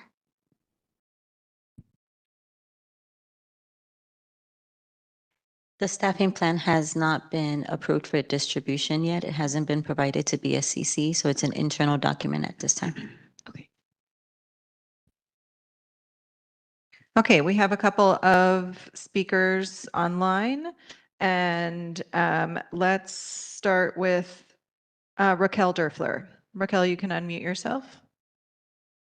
Hi, can you hear me? Yes, please Okay, begin. great. Thank you. Good morning. This is Raquel Derfler, campaign coordinator with Cancel the Contract out in the Antelope Valley. So it appears that the response we're getting today from folks here that our representing probation department is in line with their usual playbook of avoiding a direct answer in response to the commission's very thoughtful questions. So it's really their lack of actions or their actions that have created conditions in Los Padrinos that led to Judge Espinosa's ruling, approving the probation department's own depopulation plan. It's alarming probation is holding on so tightly to the status quo to a system which is harming our youth. Contrary to what they want the public to believe, probation plays a large part in which youths are actually detained in those facilities. It appears as though probation is doing the bare minimum in executing their own plan. If probation is actually serious about getting a true handle on what is occurring at Los Padrinos, they would be prepared and working on all possible responses to any order they receive from the courts. When youth justice is thought of as a process centered around compassion and accountability, the facilities will actually be made safe for both the youth and its staff. Thank you. Thank you, Raquel. We will go next to call-in user 3. Your number starts with 323, and you need to dial *6 to unmute yourself. We can hear you. Hear me? Yes, we can hear you. You can begin. Hey, everybody. It's Helen Eigenberg calling. Sorry if you can hear noise in the back. I'm on an airplane, but I just wanted to call in. I've been listening, and it's really hard to have confidence with the lack of answers to a lot of these questions and just the vagueness. The North Star here is no more harm to these youth and or the staff. One thing that did not come up is the nurse. There are 2 pregnant youth we learned on last Tuesday at the Board of Supervisors. Are they going to be in place? Where's the hospital that these youth will give birth so that they can have healthy pregnancies and healthy deliveries? And also, I don't know if it was talked about, but these youth that have been building relationships with the CBOs, with programming, will they be able to stay with those folks that they've built the trust when they are moved? And then also just really concerned that no major moves happen before there is clearance by BSCC, because we keep hearing rumor that there's going to be a disregard for that. So I just want reassurance that that's not going to happen. And it's still really confusing that in May, the chief stood before us and said only 2 were eligible for release. And now suddenly there's, quote, all this reassessing going on and not instilling a lot of confidence in us probation. And I really thank the POC for all the questions this morning. Thank you so much. Helen, thank you. We'll go next to Luis Rodriguez.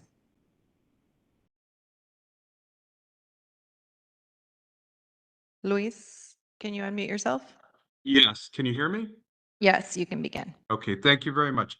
I do want to address the comments made by probation representatives regarding the list that we receive, we the defenders receive regarding the least restrictive list. And the comment was made that we're not sending anything back. Let me put this a little bit of context, because look, one thing that I do appreciate is context and transparency. I want to make it very clear that the Public Defender's Office has not been an obstacle to having our youth released. These lists that we get, the majority of them, those cases have been settled by our attorneys, are in a disposition state with the court. So when we get a list of 20, maybe one is a case adequate for an MDT, which is how it's referred. So I just want to make this clear, because I try to work with everybody, but I get a little worked up when folks make a representation that the Public Defender's Office is not being collaborative and is not willing to participate in these efforts. But again, the heavy lifting is done by our attorneys in court, trying to get our kids released despite efforts by probation. And that was the comments that I needed to make. Thank you, Wendy. And if anybody has any questions, I'm more than happy to answer those questions. Thank you, Luis. We'll go next to Ava.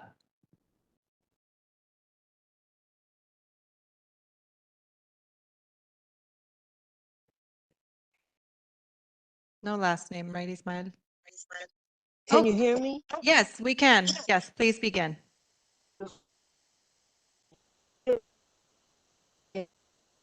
And we also have available beds for youth.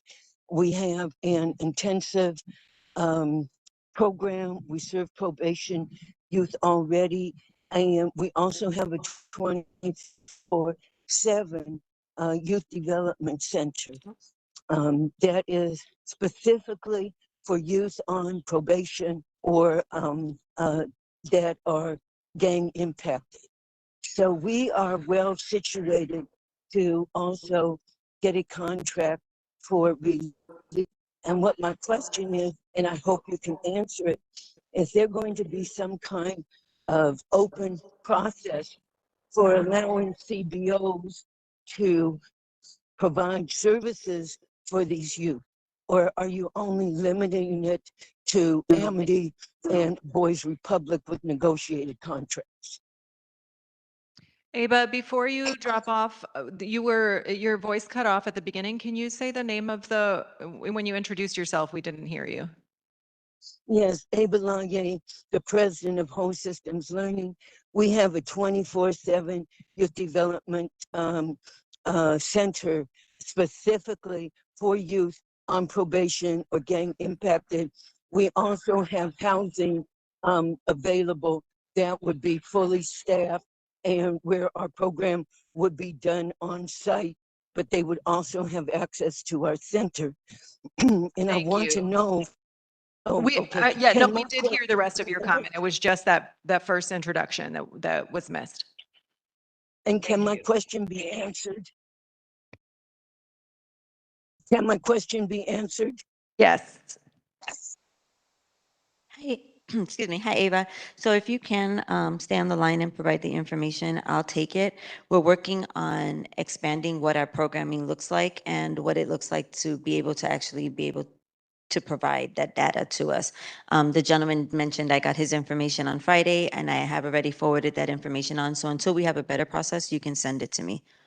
So if you can put your contact information in the chat on WebEx, we will get it to Deputy Director Roman. Thank you. Okay, we'll go next to Lupe Ross.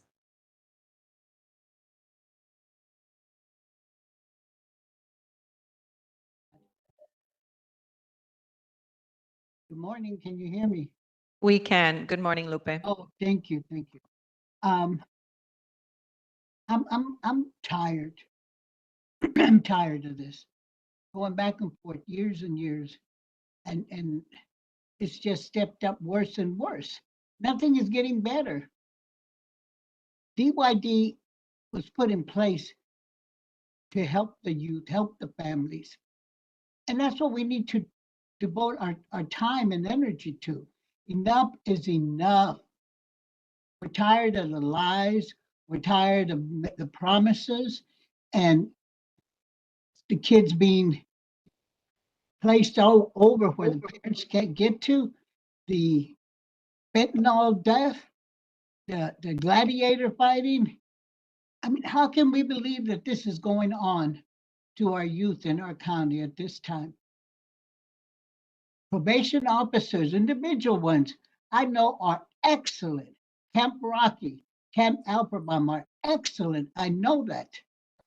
But DYD needs to just take over. Board of Supervisors just have to step in because enough is enough. In the county, look at all, we just got paperwork from the court this weekend for all to sign up for lawsuits. We're taxpayers also. We just paid that McLaren lawsuit and we all just got notified in court, I mean, in the mail, of a district court probation should not exist. Probation officers should be transferred to DYD and with that new administration, then maybe we can have some peace out here. Thank you very much. Thank you, Lupe. We have one more comment, and then Deputy Director Roman is going to respond. That was from Crystal. Can you hear me? Yes, you can begin. Oh, okay. I'm Crystal with Cancel the Contract. I just want to echo some of these other comments. Like earlier this year about the Los Padrinos teens that were hospitalized after suspected overdoses, and now we're getting ready to pay out $2.67 million in settlement money for the gladiator fights. it just seems that there needs to be more accountability of the staff to make sure the same issues are not occurring. These patterns keep repeating, and they're costing us too much money, and the children are still not rehabilitated, and it's causing them more harm than good. Like every day they remain trapped in this broken system, their chances of success diminish. Our community's future depends on your actions. Somebody needs to either step in, and Chief Rosa needs to stand down, or they need to help him, because like he said at the last meeting, I'm I'm doing the best I can. Maybe it's not the best he can. Maybe somebody else needs to help him. It's for these children, and we're paying too much money, and it's just getting worser and worser.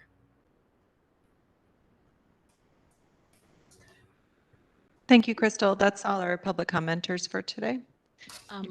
I know you were going to give a response, but sir, now that you do have the agenda, did you want to make an additional public comment? Was there something you wanted to speak on now that you have the written agenda?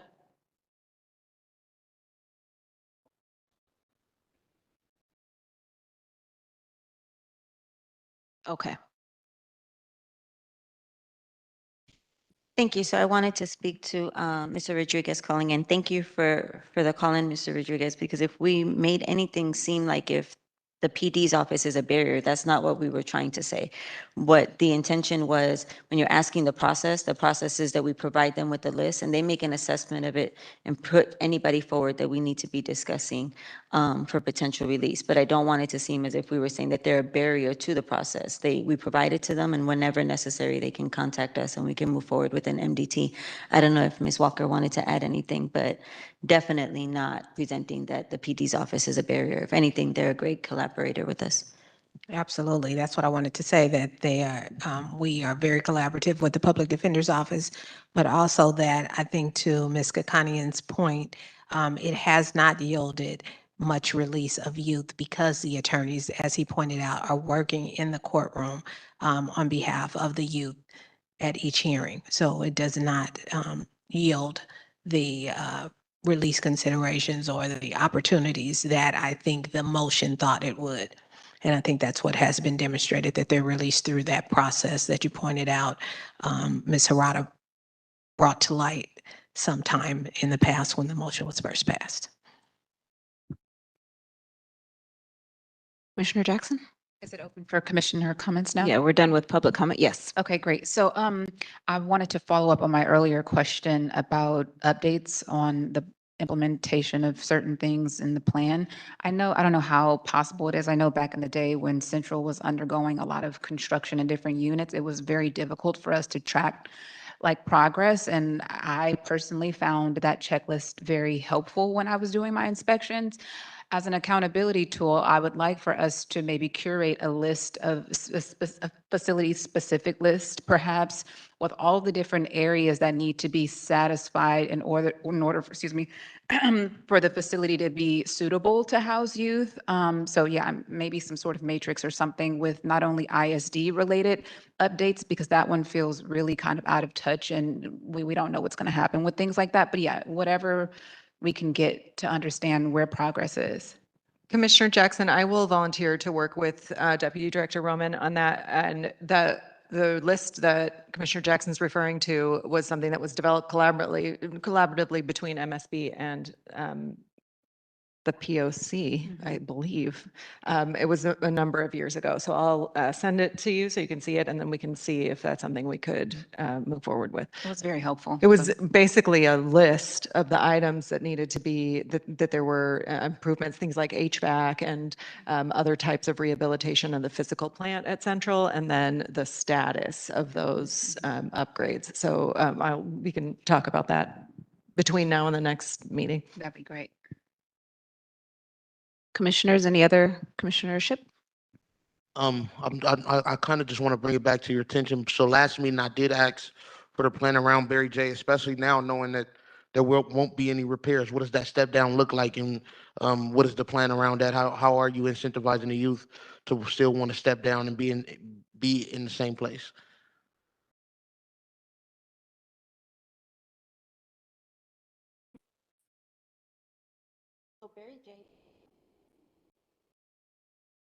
So Barry J already has a step down process in place. Not every youth that was eligible for step down went to Campus Kilpatrick. As you mentioned, the population was at 20. We had more youth that were eligible for step down. So the process is already embedded into the facility. It exists. In terms of not having a Kilpatrick anymore for youth, we're going to have to do that with Unit AB for right now.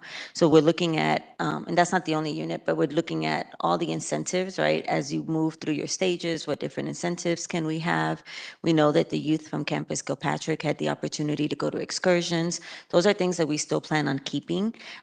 Within the step down process, nothing is going to be taken away from the step down process that existed and might enhance what is already in place over at Barry J. Nightoff. But just to be clear, there's already a process because we had kids stepping down to the community directly from Barry J. already.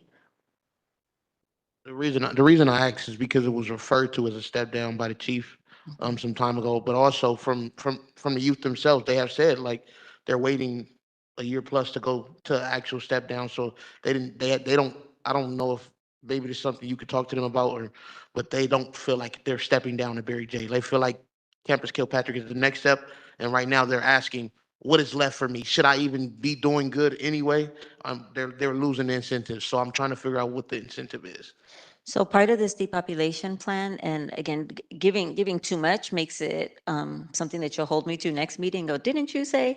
So one of the things that we're looking at is unit A, B, C, D, E, F. Those units are on the hill and making those more of step down buildings. We know that currently we have TV as a step down building. So as the population expands and the staffing increases, we have the opportunity to have more step down buildings. What stage goes into what building, that's being worked out by the facility, but that's something that's part of our bigger vision for what the step down looks like.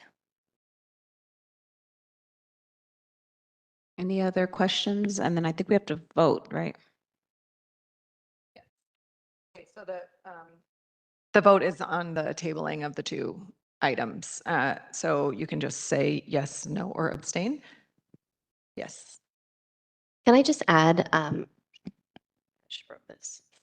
Can I just add one thing to that list that I think Commissioner Jackson was requesting? I think it would also be helpful to align that with staffing. I don't know if you included that, but just in addition to how many like outstanding projects and like construction things need to happen, but also a list of programming that will follow those young people and a list of whether it's DMH, whether it's LACO, whether it's probation, but having a sense of how many staff will follow those young people. No, thank you so much for that, because the previous list was like construction specific, but I think this one can be as robust as needed, especially because there are so many different components of the plan that we're trying to track. So whatever can be included in that based on what Commissioner Connie said. Okay, so this vote is on tabling items 4 and 5 from the agenda until the next meeting, which will be June 23rd. Please join us. I don't actually know where the meeting is. Maybe someone can remind me. Is it at? I don't, none of us know. It will be on our website and you'll get an email about it. It might be at St. Anne's. I believe it is at St. Anne's. And actually, we do have confirmation that the chief will attend that meeting. We received that confirmation last week. So with that, I will call the roll for the vote. Commissioner Shipp? Yes. Commissioner Canales? Yes. Commissioner Harris? Commissioner Kakani? Yes. Commissioner Jackson? Aye. And Chair Terry? Yes.